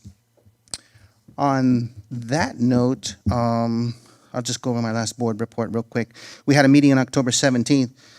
Basically, we had a Green Meadows Phase 2 project public meeting. We had about 8 to 10 people show up, and the residents put their input in, and we had a very good meeting. They made some suggestions to put on the plans, whether it's indicating mailboxes or other things of that nature. But I think the meeting overall was positive. We're trying to change the way we're doing things and not just going out there and just disturbing the neighborhood and not allowing, not notifying people. We're now notifying people. We're holding meetings. We're taking the input, etc. So I believe we made some good changes, and we had a great meeting, etc. With respect to our next meeting for November, it's been canceled because it's close to the proximity of Thanksgiving, and I believe in December as well, it's going to be canceled. So for the Drainage Board, that's pretty much it for the year. And on a side note, with respect to my position as chair of the Drainage Board, I've served, for several dozen years. I've been on and off, different positions from secretary to vice chair to chair. I've decided to step down for a little bit now, due to the fact that my daughter's pregnant and I'm actually going to be becoming a grandfather soon, so here I am. There is work that needs to be done still, so whoever can step up to that position, the field's open, let the public know that come to the meetings, let us hear what you have to say, and, we're willing to listen, and we want to resolve the issues. So that's it for my Drainage Board report. On to something a little bit funner. The Astor Knight Foundation, Southwest Ranches Park Foundation. Carnival is in the midst of being planned now. The actual event is going to be next year on January 11th on the Thursday over the Martin Luther King weekend from the 11th, I believe, to the 15th. Let me just pull up some hours real quick. On Thursday, the 11th, January 11th, it's going to be from 5 to 10:30 p.m. And Friday, it's again from 5 to 10:30 p.m. And on Saturday and Sunday, we're going to do 12 in the afternoon to 10 p.m. We're going to close a little bit early. It's to attract the families. And, by 10, it's winding down, and we're good by that time. We're also going to be open on Monday from 12 to 8 p.m. So we've adjusted the hours a little bit, not to be open so late, but we're going to open up a little bit earlier. Overall, it's probably a few more hours, but we're more family-oriented, etc. So we've already, been planning the carnival. We've got the stage. Thank you to the town council and the town of Davie for getting us this stage. We're planning a lot of community involvement with regards to high schools, bands, music, entertainment, professional entertainment. We're going to have professional sound set up for the stage, so it's going to be quite the event. It certainly takes us a step up from the first year, and from the second year, now the third year, our third annual event is going to be something to see. So we'll keep you posted with regards to the different events and music and musicians and things that we're going to have out there. You can follow us on our website, which is swrcountryfair.com. We're going to post a schedule. We'll also keep the town informed, and we'll get it out in the newsletter to the community. Things are rapidly approaching. Obviously, between now and the carnival, we've got Thanksgiving and Christmas. So, it's challenging, but nonetheless, we'll have our signs out at the site, etc. We're expecting to be have more things going on and involve the community, as I said. So that's pretty much it that I can remember. Other than that, Car show. the car show, yes, thank you very much. The car show, yeah. Another event that we have coming prior to the carnival is the chili cook-off and car show is going to be hosted at the Rolling Oaks Equestrian Park on December the 9th, where we've got 12, 15 different participants right now with regards to the chili and the people participating. We're always looking for more people. So anybody who wants to participate, they can contact us, contact December, etc. That's going to be the heck of an event there. We always, again, we have the car show, the chili cook-off. There's going to be food vendors, food trucks, and it's a wonderful event in our town. So everybody, please come out and enjoy. Looking forward to that. Thank you. Great. Thank you, George, and really appreciate all your service over the years. Very much Thank you. appreciated. Done an amazing job. Thank you. It's been a pleasure.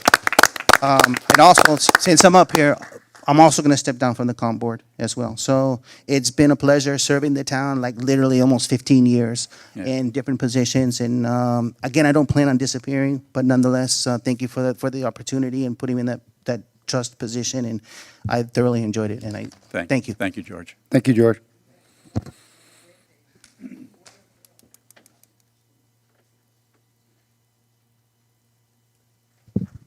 Debbie Green. Yeah. So I just wanted to share some on the Zero Waste Broward Task Force. I'll start off, usually Richard's here with me.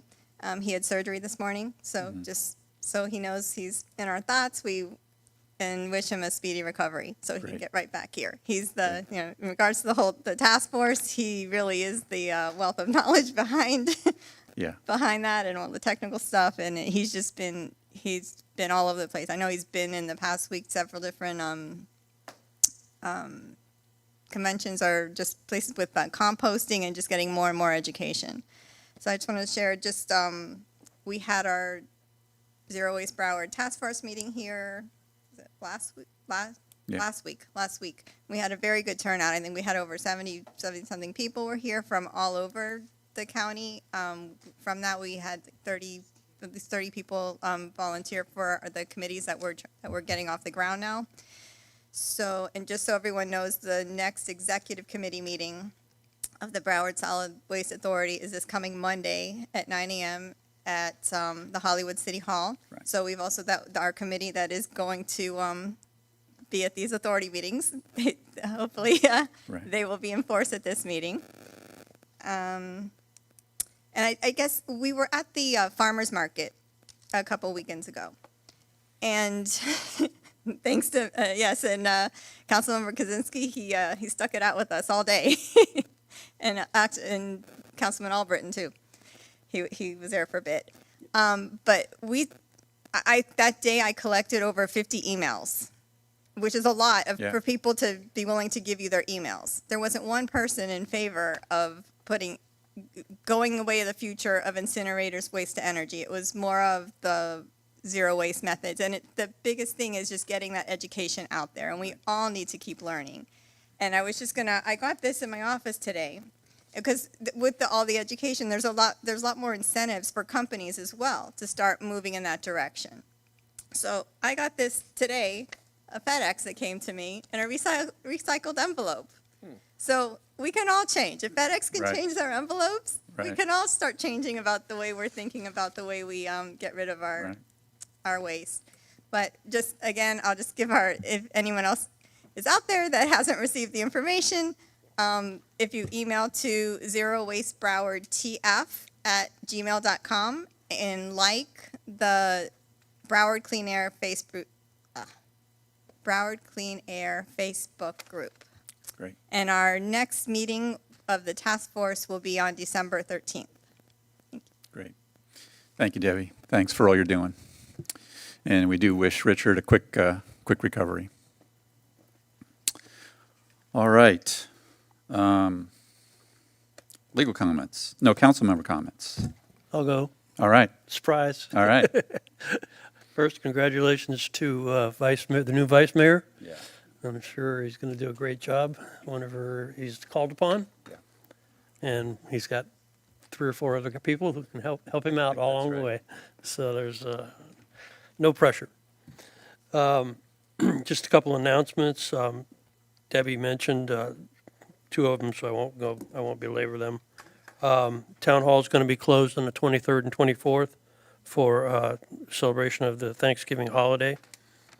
On the 22nd, the Flowmobile is going to be here from 10 to 2.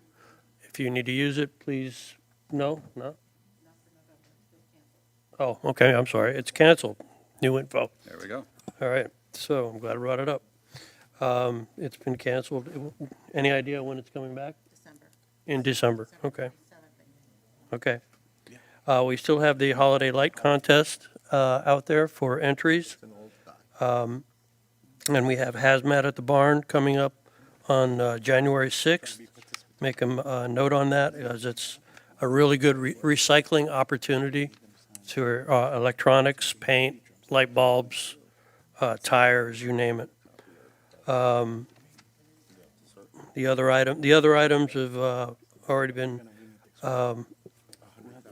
questioned, Debbie. The Zero Waste Task Force, when does that meet again? December 13th? Yes. Okay. All right, 12, 13. I didn't hear you say that, so it's my fault. I probably just missed it. So I just want to mention that. That's basically all the other stuff. I have something I want to go over with the council. I just want you to think about it coming up. We have an election coming up next year. We keep talking about code, reactive, proactive, et cetera.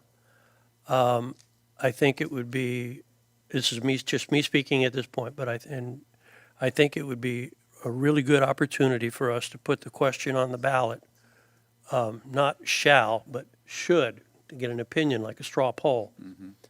Should we make code fully proactive? Without a simple question. Right. Yes or no? And take the temperature of the town. It's a presidential year, and there's 3 seats obviously in play here. So we have a higher voter content on that versus the cycle that Bob and I are in, which is the governor's race and all that, which doesn't draw as many people. So we usually get anywhere from 3,000 to 4,000 votes, Right. On that. So I think that might be a good barometer for us to discuss after that, the results of that, if we should go proactive, fully proactive. I mean, we're partial right now and selective, and let the public tell us what they want. Perfect. Just something I want to, we got several months before, I think that has to be submitted by June. Right. So we can kick this around, but I just want to plant the idea in your guys' mind right now. Yeah. I think that would be the best way to fly on the code issues that we've been dealing with on that. So Yeah. And I'll end with that. Good. Yeah, I'll say that I would support that. I think that it would be good, it would be very helpful to know kind of what the temperature is. Yeah. Yeah. Mayor? Yeah.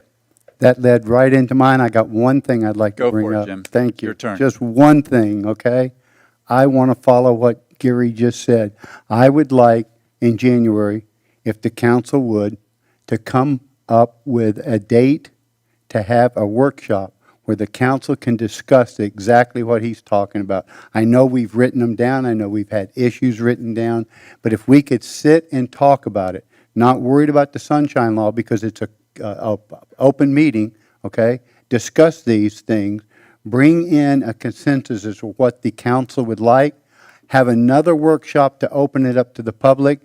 I think that would be a perfect thing to lead into exactly what Gary just said, have a ballot initiative, or we may not even need one, I don't know. But I'd really like to, after the holidays, for the council to consider having 2 workshops, one for the council and one for the public, if that's something that the council would consider. Yeah, I mean, this is a big issue, so I think the more we discuss it, the more input we get, the better off we are. I mean, we did have a workshop, a couple months ago, where we went over a variety of potential ones that would go to be proactive. But yeah, I know, I think the more discussion, the more feedback, the better. So would we look at a date? Would it be one of the council meetings, or would it be on a Saturday or so? I mean, would it be the same night as a council meeting, or would we do a separate night or a separate day? Or, I mean, how would something like that work so that we could discuss it, but then we could have the same thing so that the public could show up and discuss it? I mean, what I would recommend is that we find I think it's best that it's on Thursday night, because that's when people know that we're meeting, and I think that's when we'll get the most folks out. But I think we should target a meeting when we kind of move all the other business to other meetings. So that's, I don't know if it'll be the sole item on there, but it would be the major item on there, and maybe a couple of minor business items. I'd really like 2 workshops. One, so that the council can discuss it, okay, amongst, with the residents present. but we don't get the input from the residents until the second one, because the first one, we would come up and do exactly like we did before. We come up with a whole list of different things that we could present to the residents and get feedback on. I think I'd rather do it the other way around. Yeah. I think I'd rather have the one first where we get all the feedback Okay. from the residents. All right? And then we come back and do something with it, and then, of course, everything we do is Right. opened up to the public for their continued, but I would want to get the feedback from the residents Right. first. So could we do that I mean, is there a way to do that in January or early February as quick as we could? If we I think so. need to We push would stuff off to the do- side, or, Yeah, well, I would think we would do it at a council meeting as a Right. discussion item. yeah. Yeah. Right. And that opens it up for the sunshine law, and Correct. Right. we can do it, discuss it ad nauseum. Correct. And, right, take everything else off the agenda, because that'll be an item Well, all it could be night a part, long. it could be, we don't know what's going to happen in February as far as the agenda's concerned, but that would be like the first item after, council member comments or whatever. Right. So it gets done early. Correct. It seems we need to have really clear language on this, because we use the terms proactive, reactive all the time. We understand what that means. Right. If you put that in an article or something out to the community and invite them to come, or you put that on the ballot that way, people are not going to understand what proactive and reactive. Yeah, that's a good point. I'm not sure how we can get that super concise like it has to be on the ballot and make it really clear what the intent would be. Yeah. Well, we've got time to Yeah, figure that yeah. out, but We no, can it's a great discuss point. It's a valid point. the how-to part, plus we got one of the best legal minds in the Of course. United States right here who can help us out with that. Yeah. I'm done, Mayor. I've had conversations with two residents recently that have moved into my area in the last year, and both of them have bought $4+ million homes. They all drive high-end cars. That's why I go and say hello and introduce, not as council member, just as a neighbor. And what the feedback I got from somebody a couple of weeks ago kind of blew me away, because it's not what we're used to out here. It's the biggest house on my street, and they fly up and down. That's okay. But when I went to talk to them about, hey, slow down, speed limit's 20, we've had animals killed on the street, et cetera. Oh, I'm so sorry, we don't understand. We moved up here from Miami. Then, they started talking to me, why are all of these people allowed to get away with these S houses out here on our street? And I don't see that. But when you move here from downtown Miami or Key Biscayne or someplace like that, it's a whole different world. They want proactive code enforcement because they are all upset about one guy who keeps his boat in his front yard and another guy who, has horses. And that's not who we are. So, again, we got to be really careful on this. Yep. Okay, you're good? All right. Yeah, that was why I wanted the I know. straw poll. Yeah, we gotta, yeah. Makes sense. To give us an idea of what Right. what everybody is thinking. And you're right, there may be some problems with definitions of reactive versus proactive. I think there is. And maybe we need to find a different word, Yeah. like implement or not implement, that kind of thing. Well, let's see, I think Jim's got a good suggestion. Let's Yep. get a workshop, let's see how that goes, let's see what that is, and then maybe, take it from there. But I think it would be great to get that temperature on the town. Bob, how much you got? Sorry? How much do you have for council member comments? Oh, I'll be short. Go All for right, it. no, go ahead, No, go ahead. for it. I've got quite a bit. All right, so there was two things I wanted to talk about tonight. You heard George is stepping down, and this is something that I also covered in the town newsletter this coming month. We have approximately 7 boards throughout the town. We have the Drainage Committee, which you heard George talk about. We have the School and Education Advisory Board. I won't go through them all, but they all have important purposes to the town.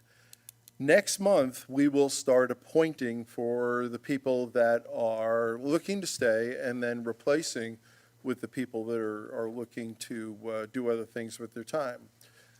If you're interested in serving on a board, again, there's descriptions in the upcoming town newsletter of what all the boards are. But if you're interested, contact Town Hall and get an application, or go out to the website. My article's got how to get there, I think. But in any case, if you're interested in serving on one of the town's boards, you can only serve on 2 if you get really enthusiastic. That's our limit. And we'd love to have you. It's a great contribution to the town. It's a great contribution of your time because these boards get things done. They're not, as Newell likes to make fun sometimes, they're not coffee and cake type meetings. We don't get together just to chat. We accomplish things at all of those meetings. That was the first item. If you've got any questions about this, please feel free to give me a call. The second item was the rainstorm we had over the last roughly 40 hours or so.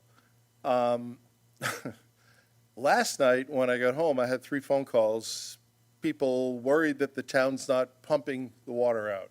So once you get past the fact that the town doesn't control the water, South Broward, South Florida Water Management, people start to understand. But the question that I got today that kind of blew me away is, why do we even flood? Well, clearly our system is designed to hold a certain capacity. It's not designed to hold 11 inches in 40 hours, just like it wasn't designed 3 years ago when we had Hurricane Ada come past and it dumped 27 inches on us. You can ask Rod or any of the PEs that are in the water space. You cannot design for those worst case scenarios. You have to design for the normal cases, which is, summertime, we may get 2 inches in an afternoon. We don't even notice it. It percolates in, it goes into the canals, and then it's shipped in one direction or the other. When we get these big events like we've had and just ended this morning early, South Florida Water Management pumps it down. They're the ones responsible for the water in the Griffin Road Canal to be brought down, as well as all the major canals in the state. South Broward is the one who's responsible for opening and closing those gates along Griffin Road that allow our lateral canals to pour in.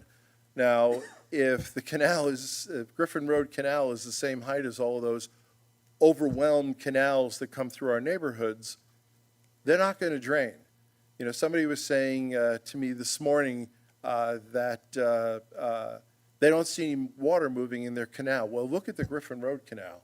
This afternoon when I came home, it was flowing like you don't normally see. It takes time. Rod, what did you say last year or a couple of years ago when you made your presentation? How long does it take to take these canals down an inch? I remember you had a really good number. It doesn't happen in an hour, folks.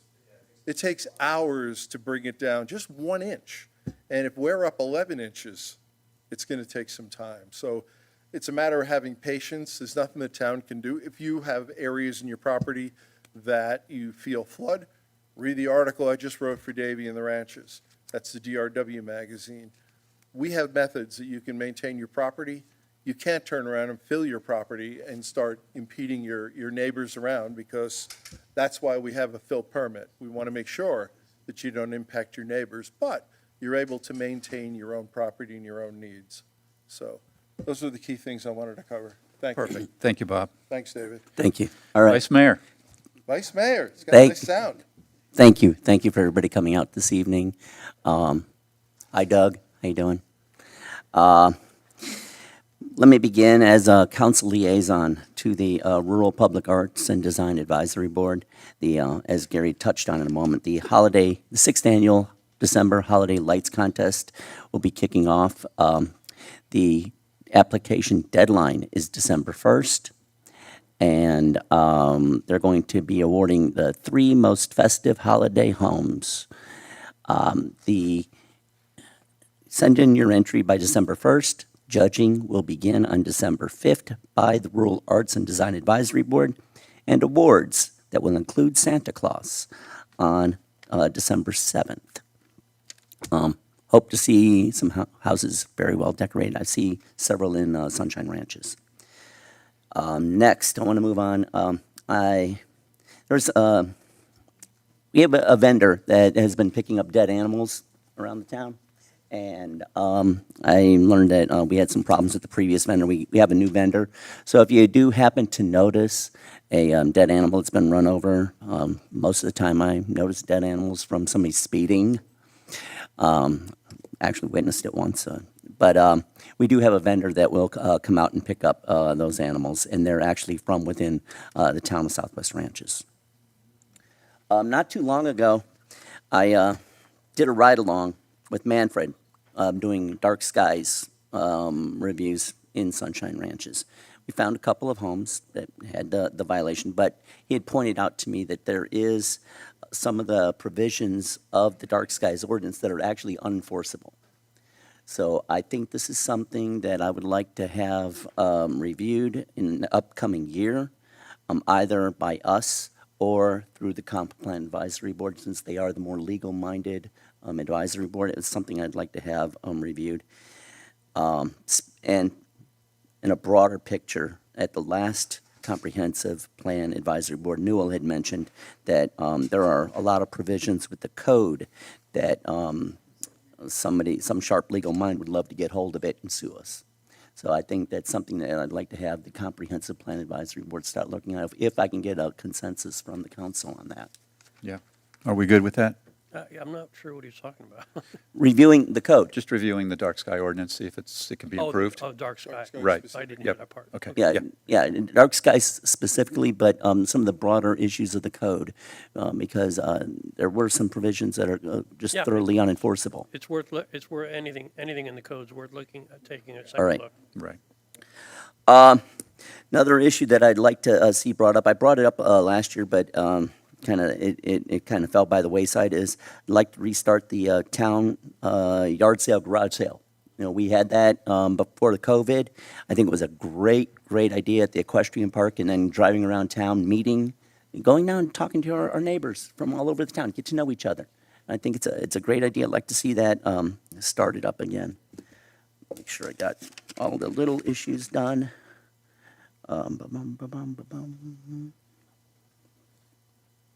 My last issue has to do with our magistrate. I've had several complaints about our magistrate, and I'm just going to go through some of the lists that I found. Not being prepared, properly prepared for the code hearings. Not treating our, some of the residents who have a Latin speaking complications, not giving them the proper consideration. Just really not, at times not really being with it. And I had complaints of ex parte communications that were visual. Maybe there was nothing improper, but I'm just saying that was the way it was put to me. He seems impatient on some of the rulings.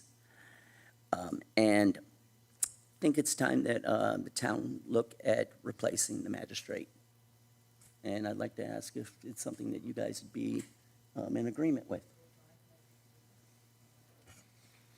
I'll say from my perspective, I am hearing more and more of the complaints that you're talking about, and I would support that. I think he's done a great job, but I think at this point, it's time to look. It's time to look for a replacement.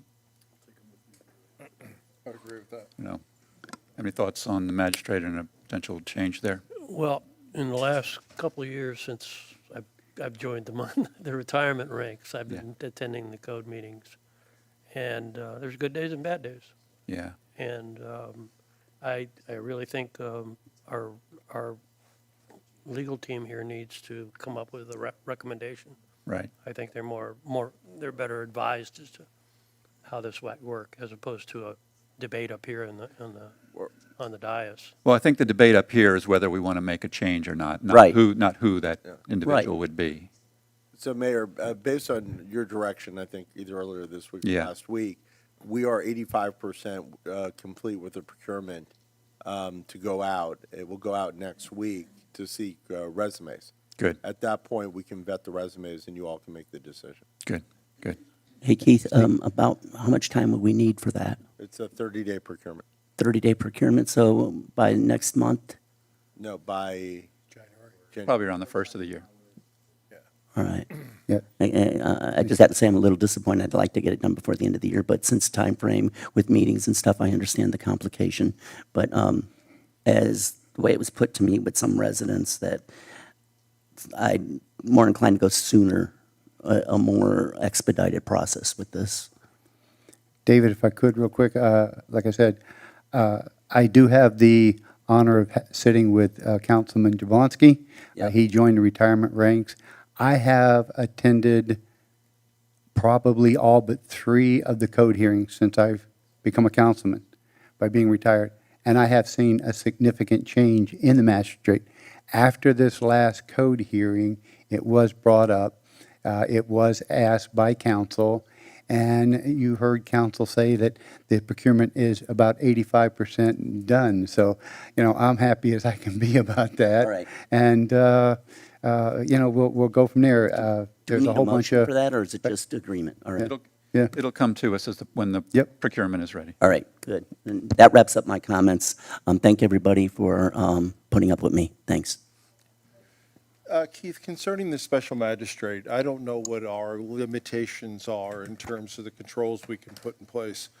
But when I hear that he allows continuances 5 times, things like that, Yeah. to me, that's excessive. I mean, it's not reasonable. It might be great for the person who's getting the continuances, but the neighbors impacted have to live for that many more months. Can we put controls on it, saying no more than 3 continuances, or do we not want to tie hands? You really don't want to start dictating to a judge, because they are judges. Right. How they rule. But you are allowed to pick the proper judge for the town. And if you don't feel that the proper one is in place, it is absolutely within your discretion to make that change. Good. And Russell asked me if I was thinking of people. Yes, there are individuals that I know. I'm going to have, although we'll issue a procurement, we're going to have to make some calls. But I do know individuals who would fit the town potentially in a better capacity. Good. Thank you. Thank you, Keith. All right, you're done? Good, all right.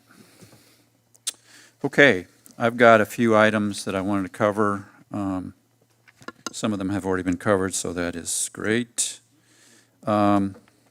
I did want to give an update. Last time we got together, I mentioned that we were beginning discussions with the South Florida Wildlife Center, and those discussions are continuing, and I got to tell you, I'm getting really excited about it. We met with the school board member, Tori Alston, and to kind of go over that idea with him, see if he was coming this direction anyway, and so added that to the agenda, and he was pretty excited about it as well. So that was the last piece. So obviously all this has to come together. It has to get all the formal approvals, but it certainly would be something that would be great for our town. It certainly would make use of the school board property that's just sitting there vacant right now, and to give the Wildlife Center a home out here, I think would be awesome for our community and for our schools and our kids and our community as a whole. So I'm super excited about it. Everything seems to be in place. As a matter of fact, from a school board standpoint, the new school board superintendent, one of the things that direction he had given to his staff is that let's start identifying those properties that we're not using, and let's find a use for them, or let's get the money for them and apply that to our students. So then that was going on totally separate from what we were doing, but it's exciting to see it all come together. So there's a lot more to go through there, but it's great. I think it's going to be an awesome. It's a good fit. Yeah, a good fit for our town. Hopefully it continues to go without any major roadblocks. Also spoke to Senator Rich. She's also super excited about it. So all the pieces, it's been really exciting to see it start coming together. We've talked about the rain and all that happened there. I did want to bring up one other idea that I would like the council to consider, and it has to do with, in a situation like this, and it would need to be done ahead of time, but it applies to a situation like this. I'm wondering about properties with animals on them, right? And it seems like this is not fully thought out. This is just an idea. So please don't take it too far. I need further thought and input on this. But my thought is, if there was a part of the property where the fill was brought in to make whatever was required in a small section, so that even in a storm like this, the animals would have a place to go to keep their hoofs dry, right, to protect them. Because those properties tend to be the lower properties. They tend to be the properties, because they've got animals on them that are getting trampled down and getting even lower and lower all the time.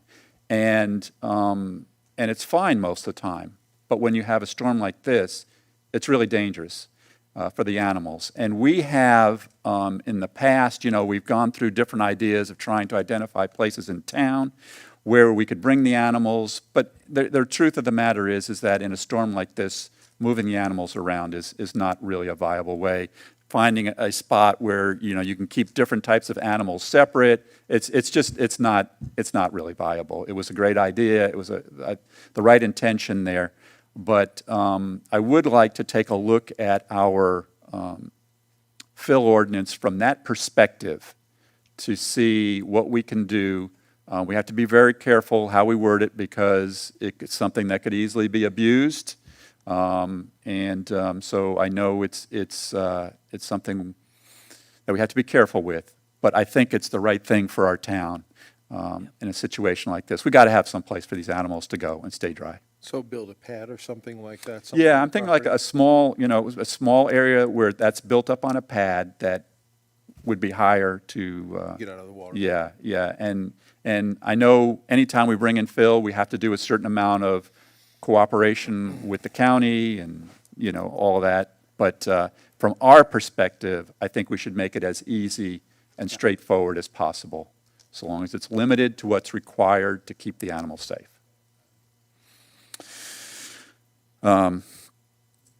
Just a quick update on the EOC that we're planning out west, part of our fire contract, and we're making great progress on that. I really want to commend Andy for the work he's doing on that. He's told me it's going to be built before he leaves in December.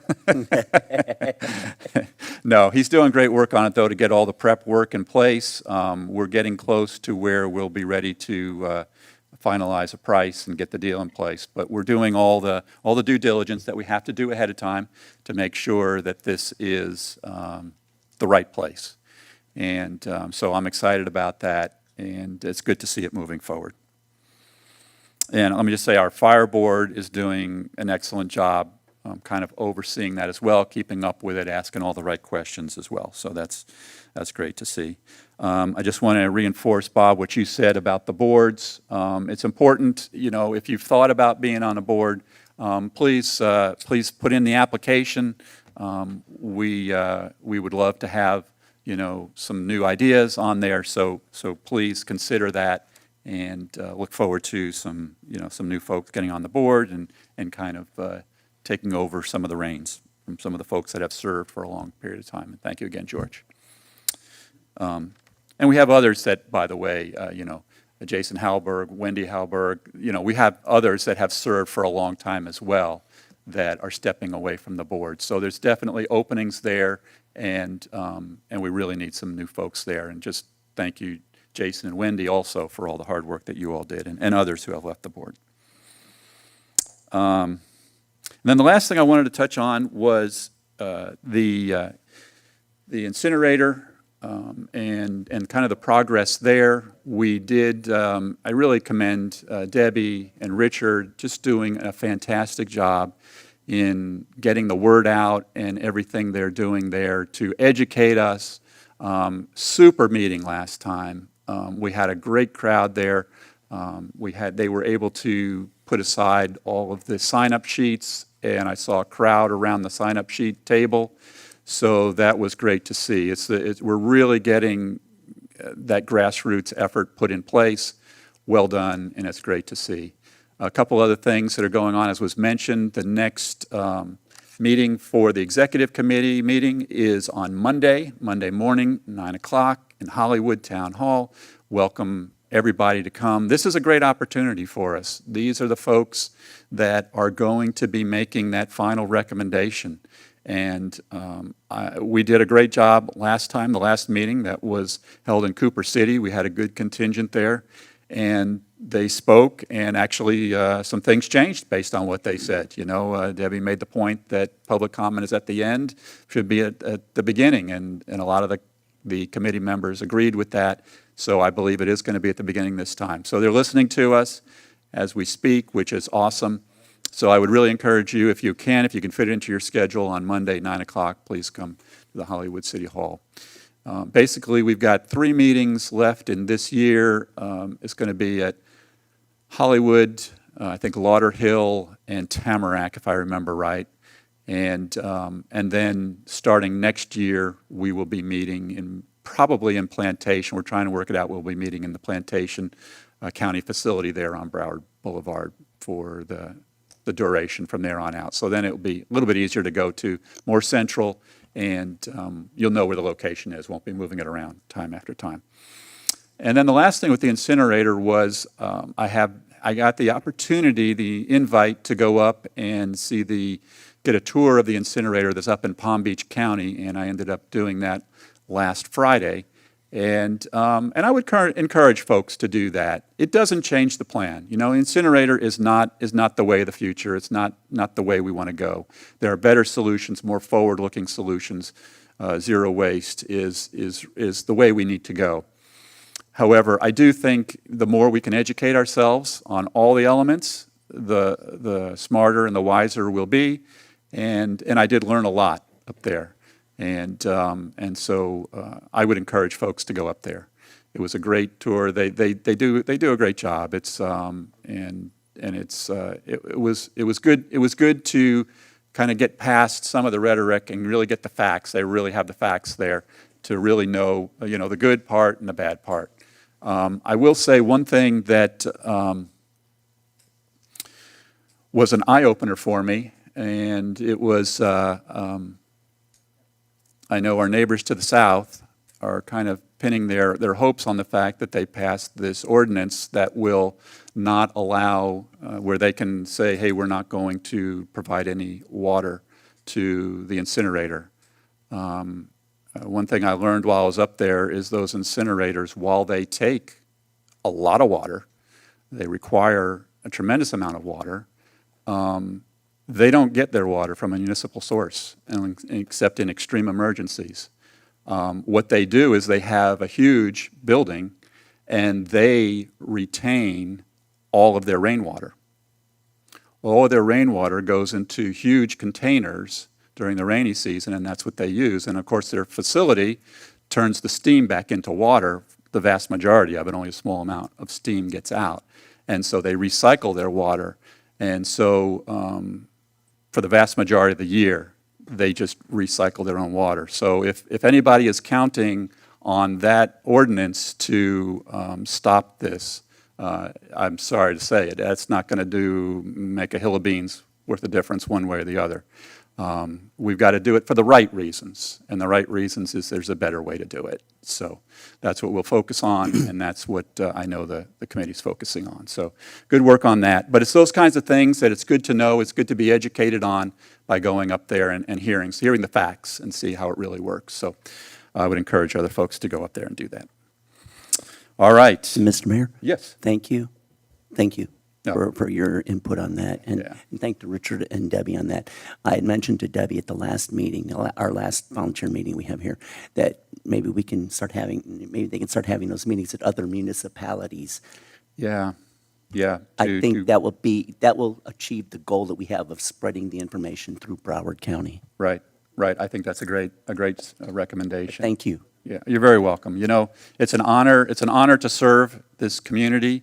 And it's an honor to see the opportunities that I've talked about this evening and how we've grown and all the things we're doing together. Yeah, Debbie, I'll break protocol here for a second. Go ahead. But you do need to come up to the mic.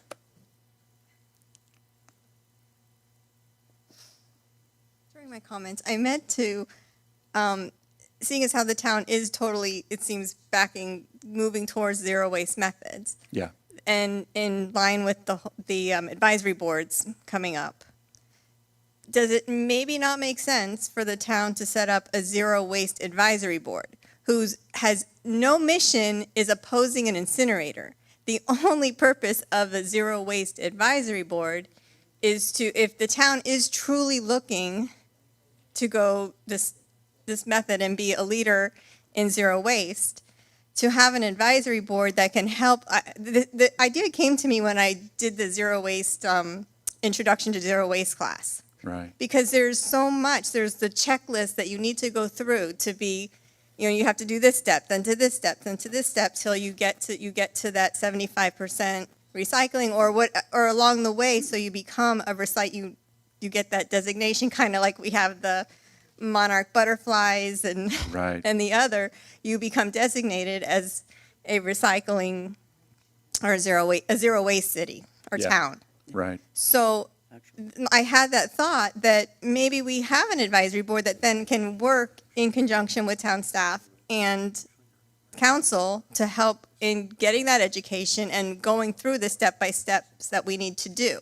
Again, totally has no opposition to incineration. The Right. only purpose, that's not the purpose. The only Gotcha. purpose is getting to zero waste. Right, to promote So that- recycling and zero waste. So that was my biggest thing I wanted to say, Right. and then I forgot. So thank you. All right, thanks, Debbie. Yeah, I think it's worth considering. Yeah. All right, awesome. Great to hear everything that's going on. Get to the business here. Item number 9, please. Oh, wait a minute. Sorry. No, you're good? Sorry, I was just ready to. No legal comments. No legal comments. All right. Administrative comments. Andy, tell I us. still have a meeting left, Mayor, so I'll be brief tonight. Okay. First, that was quite the surprise by Davey earlier. Good. And if I find out who's responsible for that, they're going to pay for it. Second is, looking back, I started crunching some numbers roughly, and I was counting council meetings, LPA meetings, workshops, budget workshops, and over my career here. When I got up about 300, I kind of stopped counting. And I think of the 300, I've been here for 295 of those. And I can only think of one person who's got better attendance than I do over 11 and a half years, and that's actually Newell Hollingsworth. Right. So Newell, I want to say thank you. You and I have agreed on issues. We have disagreed on issues. You've made me roll my eyes probably more time than anybody in town. But the fact that you're here, you serve as a great reminder to all of us that what we do matters and that the public's watching. So thank you for that.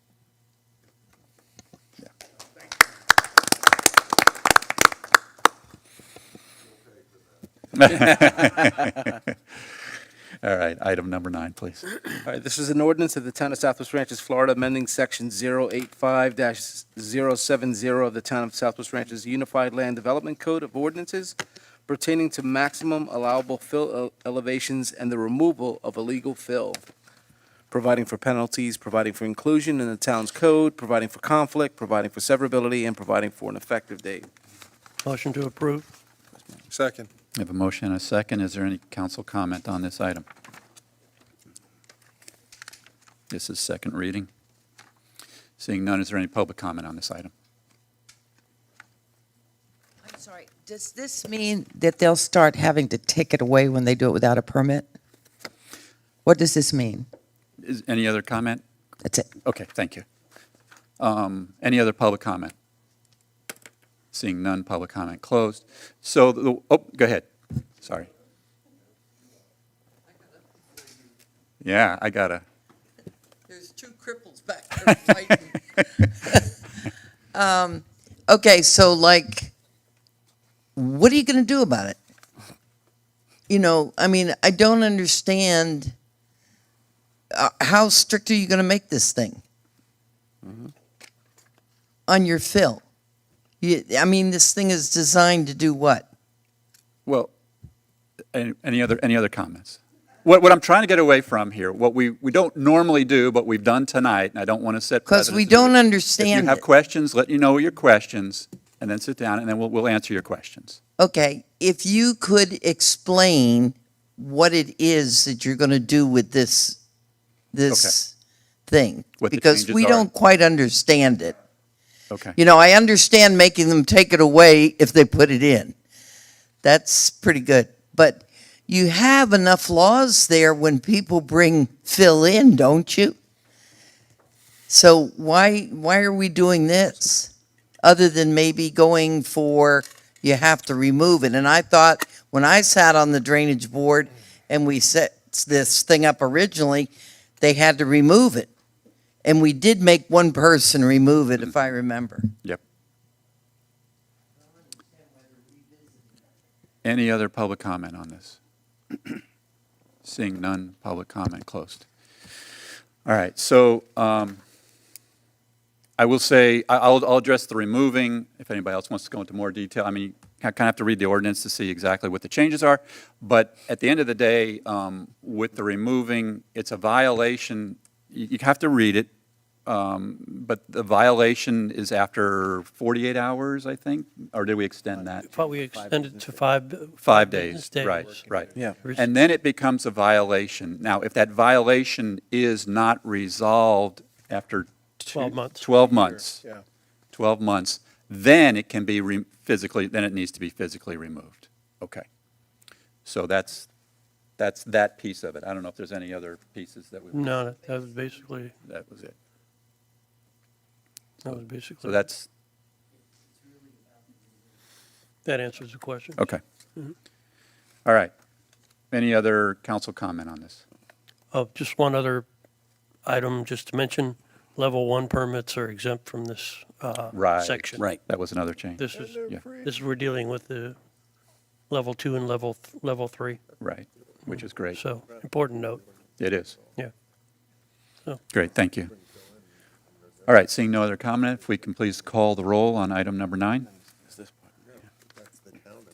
Do you want to clarify? What are you thinking? I just want to make sure everyone's on the same page on this ordinance before you guys adopt it. What it says is that if you bring a legal fill insure property, level 2 or 3, Mhm. and are noticed, within 5 days, you have to remove that fill. If you do not remove it within 5 days, the town has the right to abate, which means we have the right Right. to go in and remove the fill within 12 months after you were noticed. Thank you for clarifying. So I just want to make sure we're all on the same That page. is the way it is, yes. yeah. Yeah, it's I bad. just, I had the interpretation wrong. yeah. Thank you. No problem, I just want to make sure we're all. No, it's good. No, here's my Appreciate the clarification. Let me call the question. Please. Councilmember Albritton? Yes? Councilmember Hartman? Yes. Councilmember Jablonski? Yes. Vice Mayor Kaczynski? Yes. Mayor Brighters? Yes. Motion passes. Item number 10, please.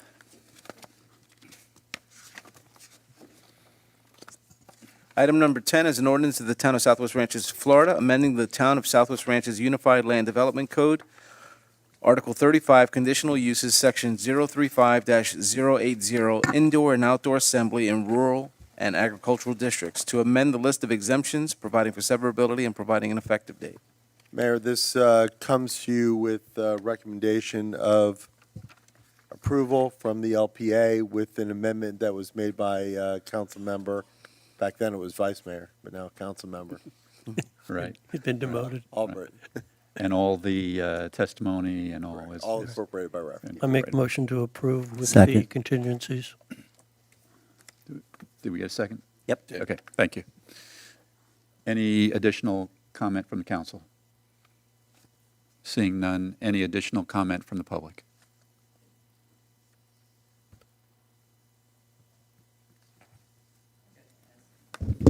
Good evening, John Garotti, 162nd Avenue. This was going back, this is the same thing we were discussing earlier, I'm assuming. Yes, it So the question I had was, since it's noise-based, are we going to upgrade the noise? The noise ordinance that we have now doesn't specify decibels, doesn't specify much, just if you can hear it in a receiving land, the way I interpret it. So if this is based on amplified, how do we determine what level of amplification or instruments?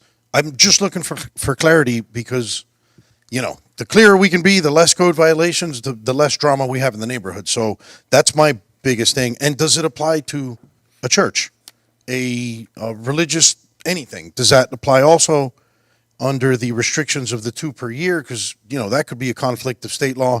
Just want some clarity on that. Thank you. That was the other question I had. Thank you.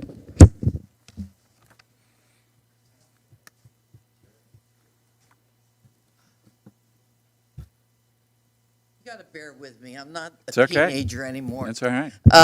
When you were talking about it before, you mentioned that you're going to, anybody that has to get a permit to have one of these, they have to put the permit up and then allow the neighbors to know that you're going to have this party.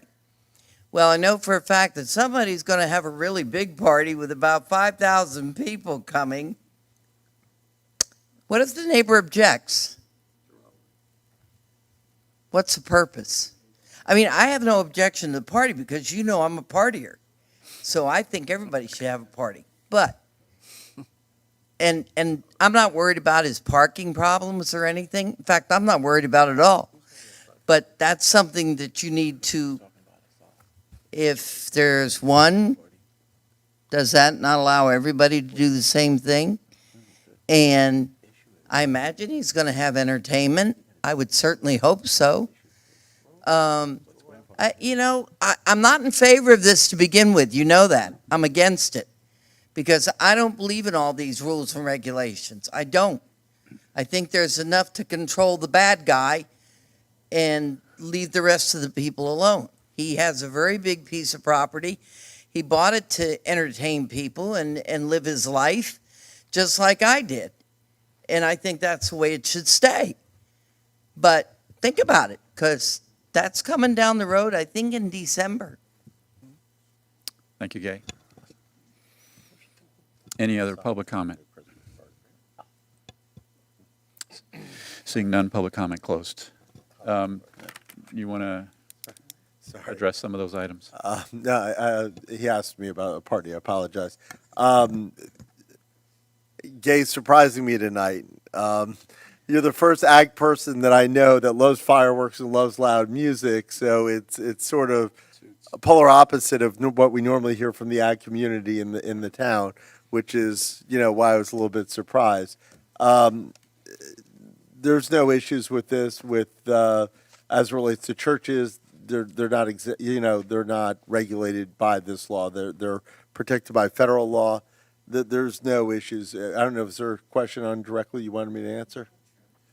I think, well, we had talked about, I think the other question was how loud is loud? What is amplified? Okay. So this ordinance does allow them to exceed the noise ordinance. That's the purpose of this. Mm-hmm. It allows you for 4 hours to exceed that confines within your property. You can go outside your property for those 4 hours only 2 times a year. It's irrelevant if your neighbor objects. Right. It's to put them on notification. notice, Yeah. not to give them the right to say no. So Thank it's notice, then it's not approval. It's notice. So if they need to take actions for their animals or things like that, they're aware. That's exactly correct. Or go out of town that night. Or go out of town that night, fine. Or invite yourself to the party. All right, okay. Any other? We sit there with a red flashlight directing the traffic Right, to yeah. the wrong place. Right, there you go. There you go. All right, any other council comment? Seeing none, if we can please call the roll. Certainly, Mayor. Councilmember Albritton? Yes. Councilmember Hartman? Yes. Councilmember Jablonski? Yes. Vice Mayor Kaczynski? Yes. Mayor Brickers? Yes. Item number 11. This is an ordinance of the Town of Southwest Ranches, Florida, amending Section 9-5 of Chapter 9 entitled Noise of the Town of Southwest Ranches Code of Ordinances to amend the list of exemptions, providing for severability and providing an effective date. I have a motion. Motion to approve. Second. Motion and a second on the item. Is there any council comment on that?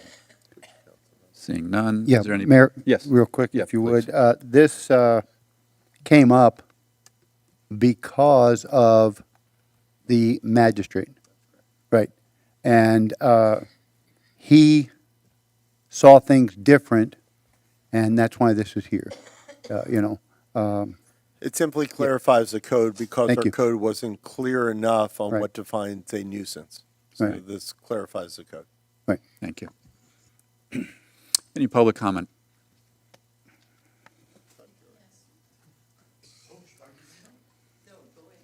Gay, there's a lot of empty seats right up front here if you want. Good evening again, John Garotti, 162nd Avenue. If I'm understanding this clearly, this was regarding a noise, anything about dogs, you know I'm going to be up here. So I was present at that code hearing, and apparently the magistrate found it to be that a barking dog, if this is what we're talking about, is not in violation. So I just want clarity if that's what we're talking about, because that was a major issue. Not my issue, but it was an issue. So if it concerns a dog barking, I'd like to know about it because I was there. That's all I want to know, if that's what this is with that magistrate hearing the other day. Thank you.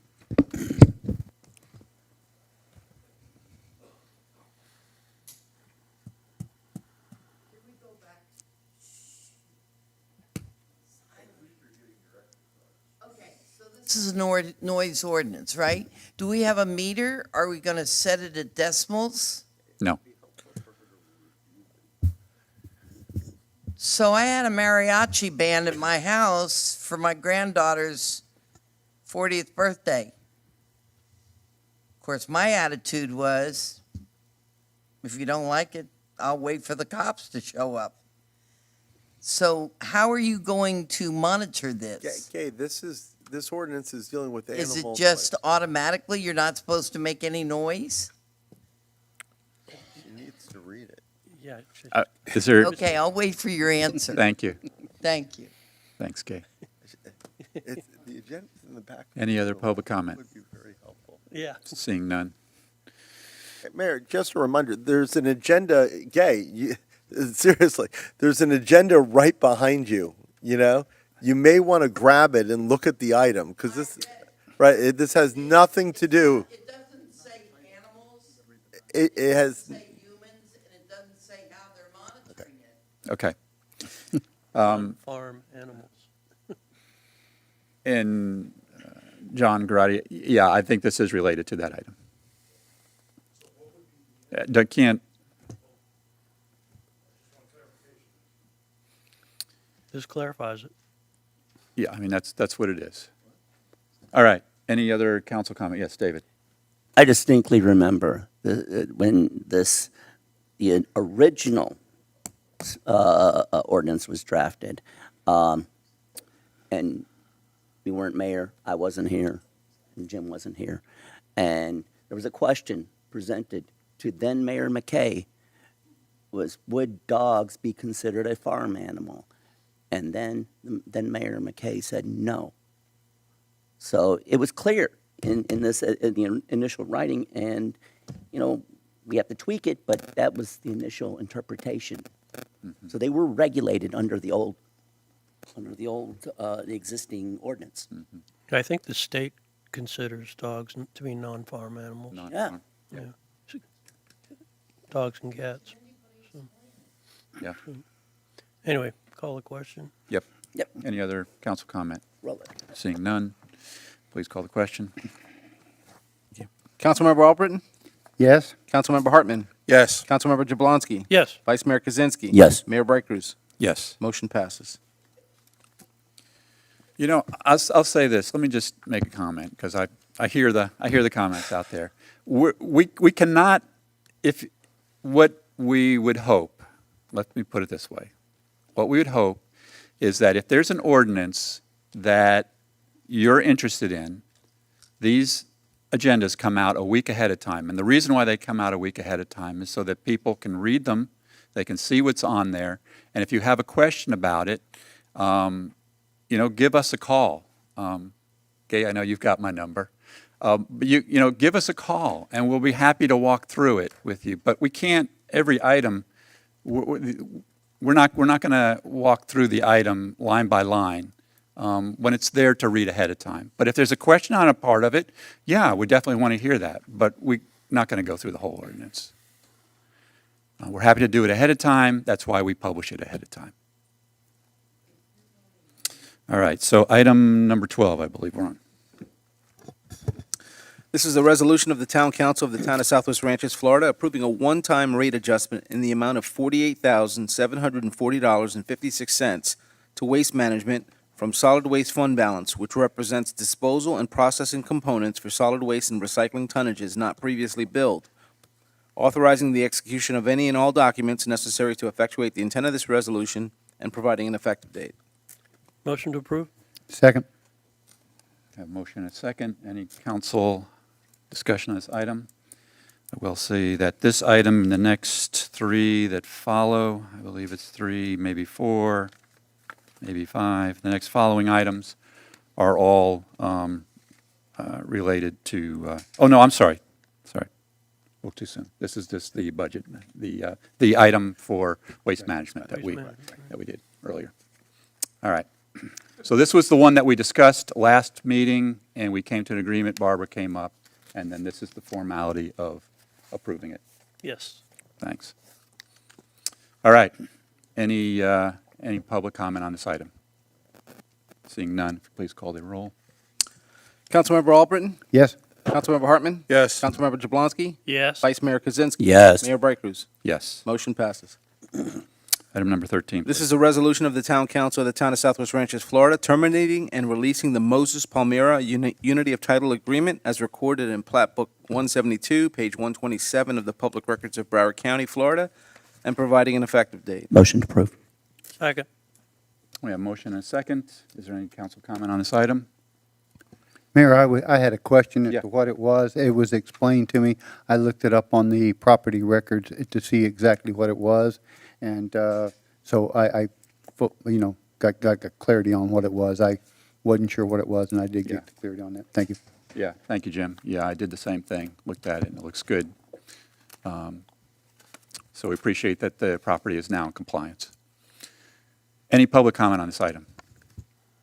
Seeing none, please call the question. Councilmember Albritton? Yes. Councilmember Hartman? Yes. Councilmember Jablonski? Yes. Vice Mayor Kaczynski? Yes. Mayor Bright Cruz? Yes. Motion passes.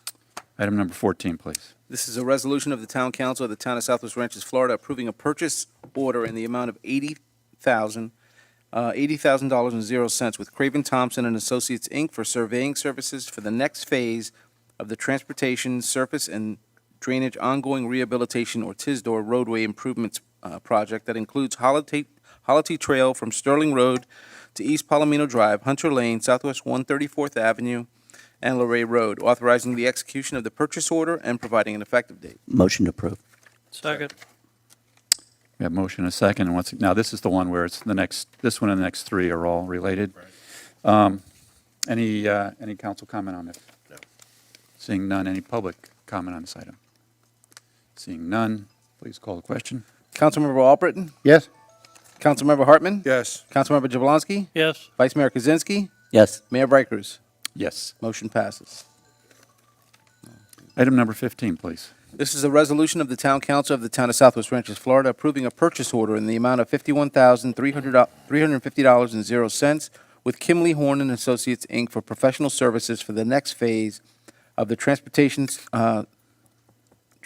Surface and Drainage Ongoing Rehabilitation, or TISDOR, roadway improvements that includes Holity Trail from Sterling Road to East Palomino Drive, Hunter Lane, Southwest 134th Avenue, and Luray Road, authorizing the execution of the purchase order and providing for an effective date. Motion to approve.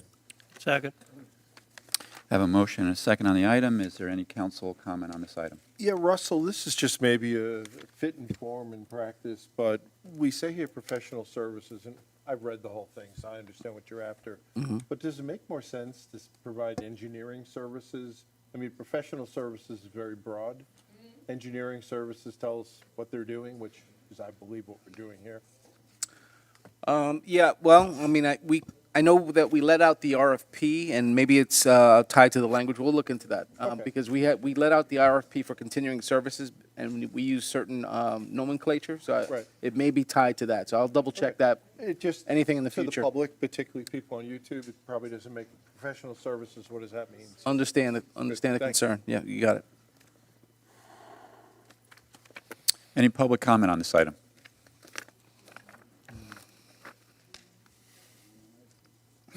Yeah, this goes for all of them in the TISDOR group.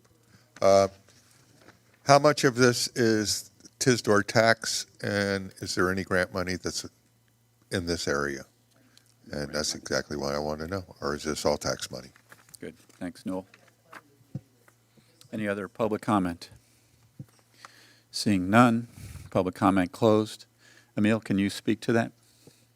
Yes, this is the this is the one line item that it's funded through the town, and this is the one that what's increased by council director from the 295,000 to the 450, which it's included in this budget. Okay. And what are the other three? Are they similar, or what are they? They are these three items. I believe on the council memorandum, it specifically lists what they're related, even though as the header in the resolution indicates professional services. This one I believe is for surveying. The other one might be for engineering. But as I mentioned before, since Newell mentioned that he didn't hear it, is that the funding is town funded. It's part of the initially budget of 295,000, which was increased to 450 per council directive, and it is included in the 2024 budget. Great, thank you. So it's from the millage. Okay. Any other council comment on this item? No, just some chatter out Yeah, there. there's, seeing none, if you can please call the roll. Councilmember Albritton? Yes. Councilmember Hartman? Yes. Councilmember Jablonski? Yes. Vice Mayor Kaczynski? Yes. Mayor Bright Cruz? Yes. Motion passes. Hey, gentlemen in the back. Thank you. The noise ordinance is. Yeah, the noise ordinance, right. You're too noisy. Item number 17, please. I believe this is item 16, Mayor. Oh, 16, thank you. Yep, you got it. This is a resolution of the Town Council of the Town of Southwest Ranches, Florida, approving a purchase order in the amount of $50,000.00 to Craven Thompson and Associates, Inc. for surveying services for the next phase of the Transportation Surface and Drainage Ongoing Rehabilitation, or TISDOR, roadway improvements that includes Sterling Road from Dykes Road to Southwest 166th Avenue and Southwest 166th Avenue side streets, Southwest 61st Street, Southwest 62nd Street, Southwest 63rd Manor, Southwest 64th Street, and Southwest 69th Street, authorizing the execution of the purchase order and providing an effective date. Motion. Second. Have a motion and a second. Any further council comment on this item? Seeing none, is there any public comment on this item? This may take a few minutes. This here is Sterling Road from Volunteer west, correct? Anyway, if this is the piece of road that I'm talking about, which is the divided highway section right there, back in the Don Maines era, let's go back, rewind your brains. The council passed, I don't know if it was a resolution or an addition to an ordinance or what, but I gave the newspaper articles and everything to the chair of the Parks Board to investigate it further, because I had other things to look at that time for the comp plan, where the council had approved, whenever that road was going to be paved, to turn half of it into a linear park.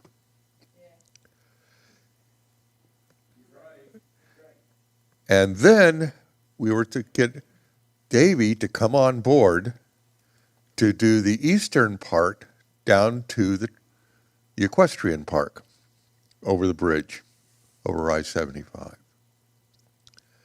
That almost came to fruition, but Mr. Maines had done a minor faux pas at that time. Davy's counsel was on board. But he forgot one thing. He forgot to get the two homeowners associations that butted up against Sterling Road, and they torpedoed it completely and totally.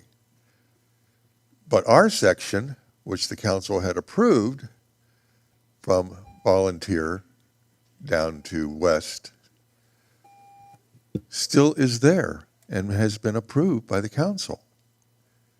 I gave this to the chair of the Parks Board to investigate, and whether or not this linear park was going to come to fruition, and that's what I want to know right now, because you are going to pave it.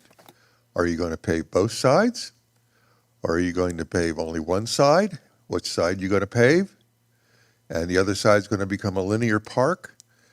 And what are you going to do there? So there's quite a few things, and I've been saying this for years and years on my orphans list, that it's coming up, and now it's here. So, okay, guys, what you doing? Thank you. Thank you, Newell. Any other public comment?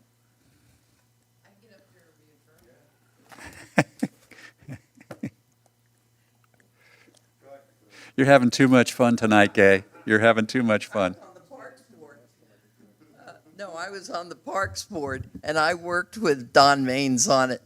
And yeah, it was a major mistake, but I think that they do have an HOA there that you can work with, I think.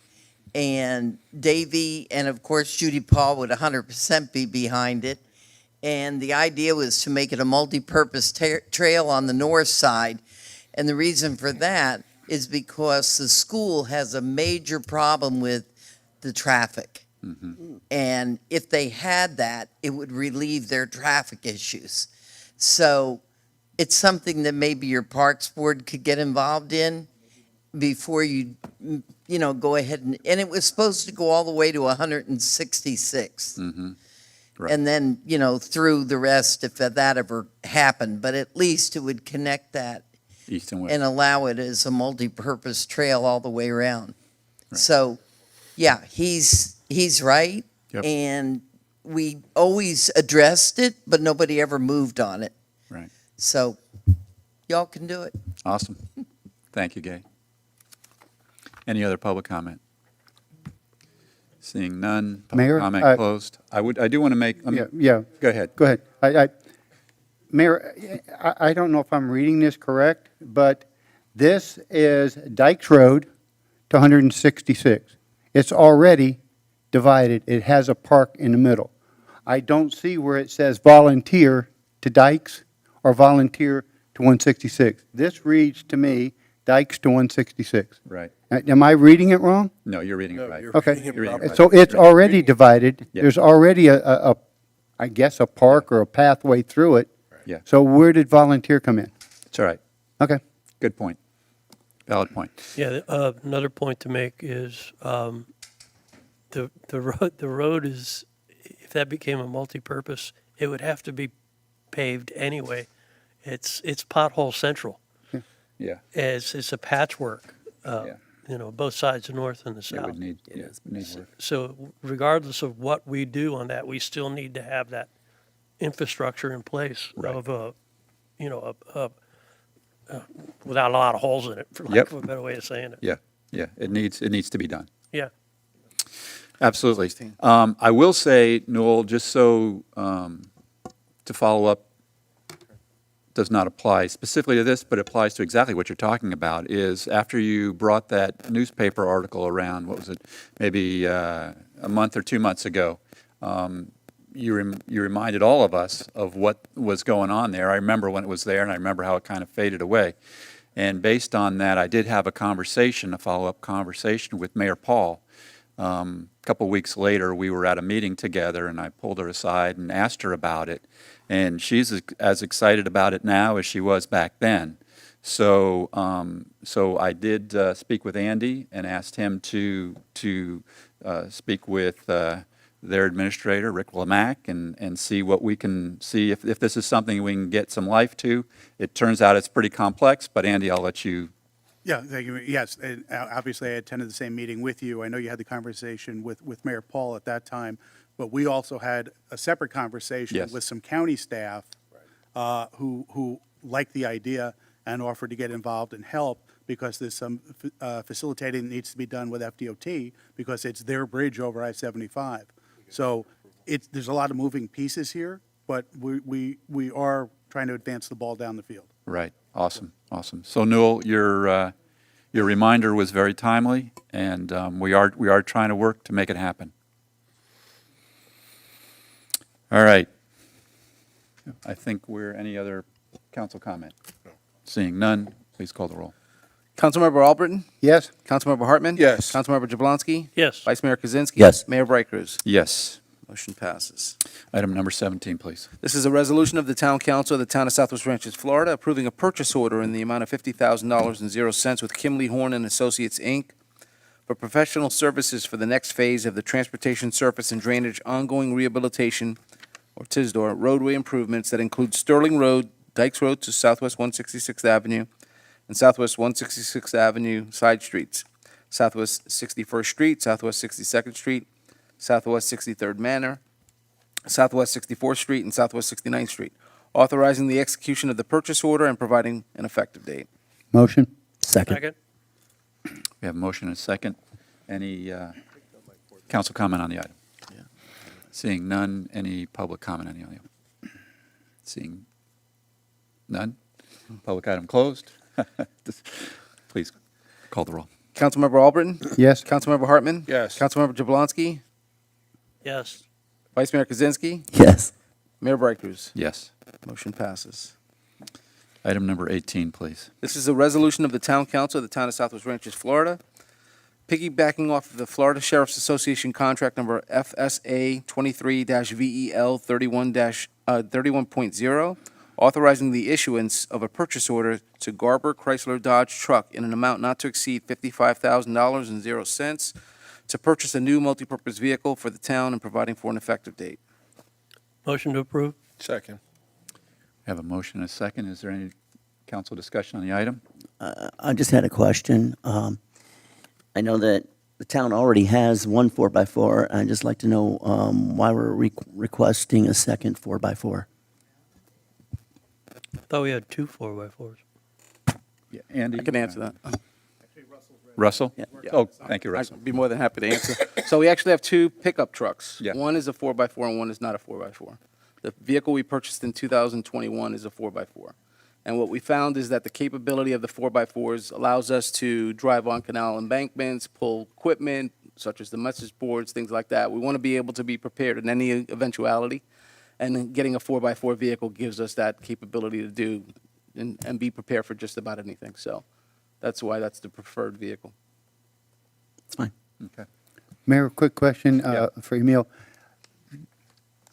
Pickup trucks are expensive. Is $55,000 enough for a truck? I mean, I've seen them $80,000-$90,000 for trucks. It's Crazy now. Yeah, it's crazy. Is this okay? Is this enough? It is, but we also have more information on it, but it is. We check, we have received invoices previously, and the amount, it's not even close to what we are paying now. Go ahead. I'll just add to that. We purchase from the Florida Sheriff's Association, which gets contract pricing because they sell at that contract price to all of the agencies all around the state of Florida. So you can't get a vehicle for that price on retail level, but because of the mass quantities of vehicles that they're selling all around the state, we get them at a volume price. So while that same vehicle that we're going to purchase would probably cost $75,000 retail, we can get it for $55,000. Thank you. Can you buy me one? Thinking the same thing. Any public comment on this item? Seeing none, public comment closed. Please call the roll. Councilmember Albritton? Yes. Councilmember Hartman? Yes. Councilmember Jablonski? Yes. Vice Mayor Kaczynski? Yes. Mayor Bright Cruz? Yes. Motion passes. Item number 19, please. This is a resolution of the Town Council of the Town of Southwest Ranches, Florida, approving the town holiday schedule for the calendar year 2024 and providing an effective date. Motion to approve? Second. Have a motion and a second. Any council comment on this item? Seeing none, any public comment on this item? Seeing none, public comment closed. And please call the question. Councilmember Albritton? Yes. Councilmember Hartman? Yes. Councilmember Jablonski? Yes. Vice Mayor Kaczynski? Yes. Mayor Bright Cruz? Yes. Motion passes. Item number 20, please. This is a resolution of the Town Council of the Town of Southwest Ranches, Florida, approving the Town Council meeting schedule for the calendar year 2024 and providing for an effective date. Motion to approve? And I'll second it. I have a motion and a second. Any council comment on this item? Seeing none, any public comment on the item? Seeing none, public comment closed. If we can please call the question. You want to read it? All right. Councilmember Albritton? Yes. Councilmember Hartman? Yes. Councilmember Jablonski, Yes. Vice Mayor Kaczynski, Yes. Mayor Brighters. Yes. Motion passes. Deborah, can you read the next item into the We were agenda? just debating who was going to read that. I'd actually like to table this for a year. Russell, we'd like to table this for a year.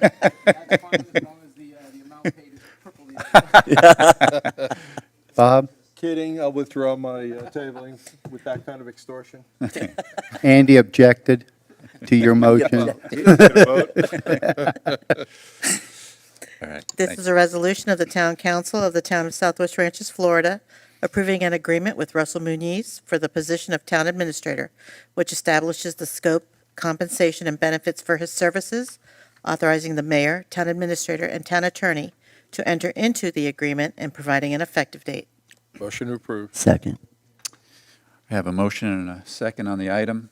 I would like to say I appreciate, Keith, your work on the negotiation here. Appreciate that time and effort. And Russell, appreciate you also, working and finding a resolution to this. So really, I'm excited about what the future holds.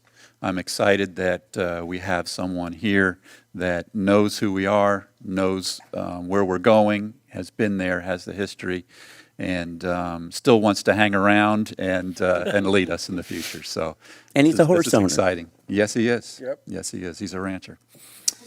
All right. Any public, any council comment on this item? No. Any public comment on this item? Please, Ed.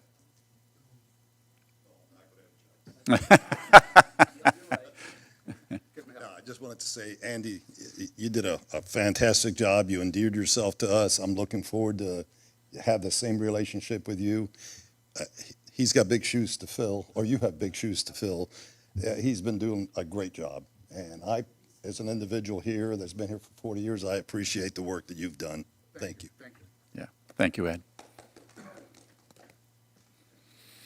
All right. Public comment closed. Can we please call the roll? Councilmember Albritton? Yes. Councilmember Hartman? Yes. Councilmember Jablonski? What?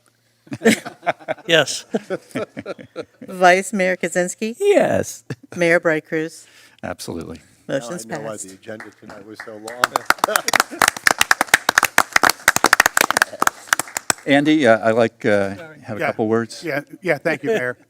Russell, first of all, I'm very happy for you, but I'm also proud of you. So congratulations. Thank you. There are three things that have been in my office that I'm going to be leaving for you, and so I want to share those things with you. The first is a hamster wheel, because you're going to feel like when you get in the morning, you're going to get into the hamster wheel, and you're just going to start running until it's time to get home. However, the wheel spins best when it's balanced, so it's a reminder to keep some balance in your life. Thank you. Wow. Nice. Second is by a little sign that says simplify. This is a complicated business. Don't make it more than it has to be. Always try to simplify wherever you can. Very good reminder. Next. Sometimes there's bad days, and you need to keep your sense of humor. So I have a sign here that says, some days, the best thing about my job is that my chair spins. So that's a little something just to remind you to keep your sense of humor through the dark times. The next thing, I'm not leaving for you, but I suggest you get your own. Just make sure you're protected. So, all the best, and I'm there for you whenever you have a question, whenever you have an issue. Okay? Thank you. Thank you. Russell, we're excited. We're Yep. excited to have you and appreciate it. We know good days are coming, so thank you. Thank you, Mayor. In fact, I just would like to thank Andy publicly for being such a great mentor over the past several years. He's been obviously a great role model to learn from, and I've appreciated my time working with him. I appreciate the town council for your trust in me, and I certainly hope to make you proud. As Mr. Gonzalez said, these are going to be huge shoes to fill, not obviously literally, but figuratively. So I certainly will aspire to be as great of an administrator as Andy was. And I also want to thank Keith for his counsel. He's been, a phenomenal legal counsel, legal mind, and to see some of the opinions and the things that he brings forward and the way he thinks about things certainly has broadened my experience, and I hope to bring that to future decisions that we have to make. I also want to thank him, or I want to thank my wife, actually, and my family. But I want to thank my wife for preparing me for tough negotiations, because that prepared me well for dealing with Keith on this contract negotiation. So with that said, I'll just say again, thank you all, and I look forward to working with the staff. We have a dynamic, fantastic staff. I look forward to the challenge of continuing to lead them for the future challenges that await. But I know that we have the team in place that will get us to where we need to be, and I look forward to continuing working with them. So thank you. Great. Thank you, guys. Congratulations. Thank you.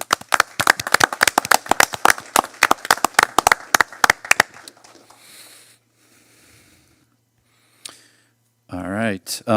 Item number 22. This is a resolution of the Town Council of the Town of Southwest Ranches, Florida, approving a year-end budget adjustment for the fiscal year 2022 through 2023 budget and providing for an effective date. Motion to approve? Second. We have a motion and a second. Is there any council comment on this item? Seeing none.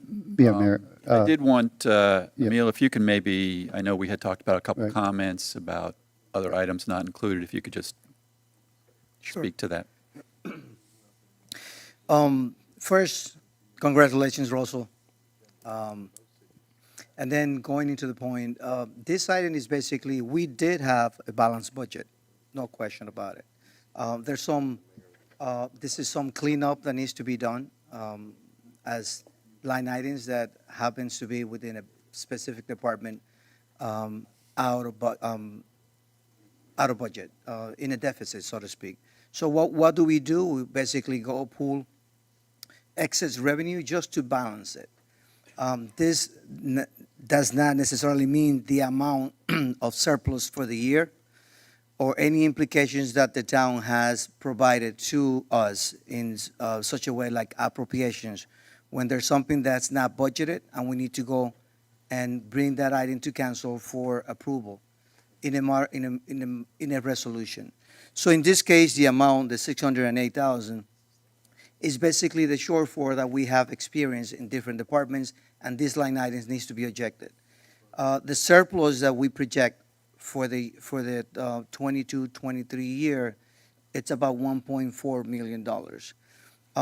This is the bigger picture. What do I mean by that? It's essentially that any appropriations that happens throughout the year is going to be impacted.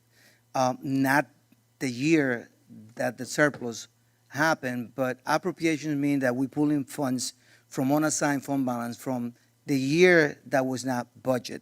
One example of this is essentially the Pembroke Pines settlement of $725,000. The item was brought up to council during a special meeting on June 29, and it was approved. The town paid for that. That money came from unassigned fund balance. That was the balance that was the savings, so to speak, from the year before, carrying to the current year. And that, essentially, if you net that amount, this 1.4 is going to come down to about 675. This is just using an example. But revenue versus expenditure, the surplus that we project for fiscal year 22-23 is about 1.4 million. And this essentially, the biggest contributor to that increase is that we experienced an increase in interest during the year 22-24 in the amount of about 600,000. And how did that happen? Yeah. Well, we look into our banking structure, and I know the story. it was noticeable that the interest rate was increasing, but the town was not taking advantage of that because of the setup of our banking structure. So we initiated a process of allocating and creating accounts. One of them was creating a money market, negotiating with the bank as to what the best rate was possible for the amount deposited into that account, and moving funds from other accounts for which we were not getting the high interest. One example is that we have been able to get that money market account from it was originally 1.8%, and it was a checking account. Not many checking accounts do get interest. This was a good deal at the time. But that was not necessarily the best deal available for us now. And by opening up that money market account, we automatically increase that 1.8 to about 2.8%. Having a stricter cash flow and looking at the accounts, how much we pay and how much we've had on our bank accounts, facilitated us to make more money on that interest. And by negotiating with the bank and finding best deals depending on the increases on the Fed, on the interest rate, we were able to get that from 2.8 to just recently got it to up to 5.6%. Wow. That's even higher that the Florida Pine is offering, which is 4.8. So at the time, what we did, we have 3 bank accounts, TD Bank, the Florida Pine, and Centennial multiple bank accounts. So we reallocated the funds from one account to another account. Of course, making sure that we don't have all our eggs in one basket. Make sure that we maximize without impacting the liquidity of the town. So as before, we used to keep our balances into our operating account based on the checking account, based on the accounts payable that is signed every time out. So let's say, I'm going to use this as an example, and I'm sorry to elaborate, I just want to make sure to everyone understand that. When we do pay the town of Davie, just those 2 invoices per se is about $620,000.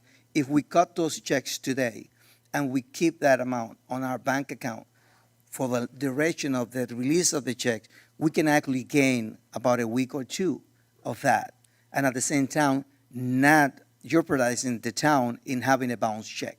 Because we also set up an arrangement with Centennial Bank that in any given case, it hasn't happened for us to be impacted in any way, but in any worst case scenario, if one day happens to be coming into that shortfall, it automatically withdrawal happens from the money market account to cover that, and the fee is minimum. It's about $15 when it happens, although we have an arrangement in some circumstances that gets to be waived. So that's how we got it. Right. Yeah. Fantastic job. You know, this is why we have an amazing staff, because that could have just stayed business as usual, the money where it is, but this staff is looking at it. Emil, just great job for you and your staff. You know, they looked at it, they found a solution, and they earned this town, the residents of this town, over $600,000. Amazing. Yes, sir. It's incredible. Yeah. It's incredible. Right. That's, you know, it's fantastic. And that's just Absolutely. this year. Yeah, 1 year. Yeah, yeah. Job well done. Yeah. Job well done. Yeah, and it to remind everybody, $1.4 million went back into the reserves. Yeah, yeah. Between the surplus. Well, to be fair, 1.4 would have, we paid 725 to Pine, so it's basically cut it in half. Yeah. But still, to pay Pines, you know, $725,000 and still have 600,000 plus go into reserves is amazing. That is good. Amazing. Great staff. Great staff. Great job. All right. Just for clarity, that is correct. The 1.4 less the appropriated amount of 725 for the Pembroke Pines settlement asset net to roll into unassigned fund balance is about 675. Of course, we need to see this from a different perspective. There's all the transactions that happen during the year that might impact that 675. I use that 675 as an example, as a reference. Gotcha. Very good. All right. Any other council comment on this item? None. Is there any public comment on the item? Seeing none, if we can please call the question.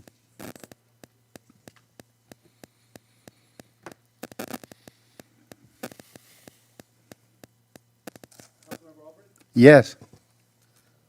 Councilmember Hartman? Yes. Councilmember Jablonski? Yes. Vice Mayor Kaczynski? Yes. Mayor Bright Cruz? Yes. Motion to adjourn. Excellent. Thank you all for coming out. No minutes. Appreciate it.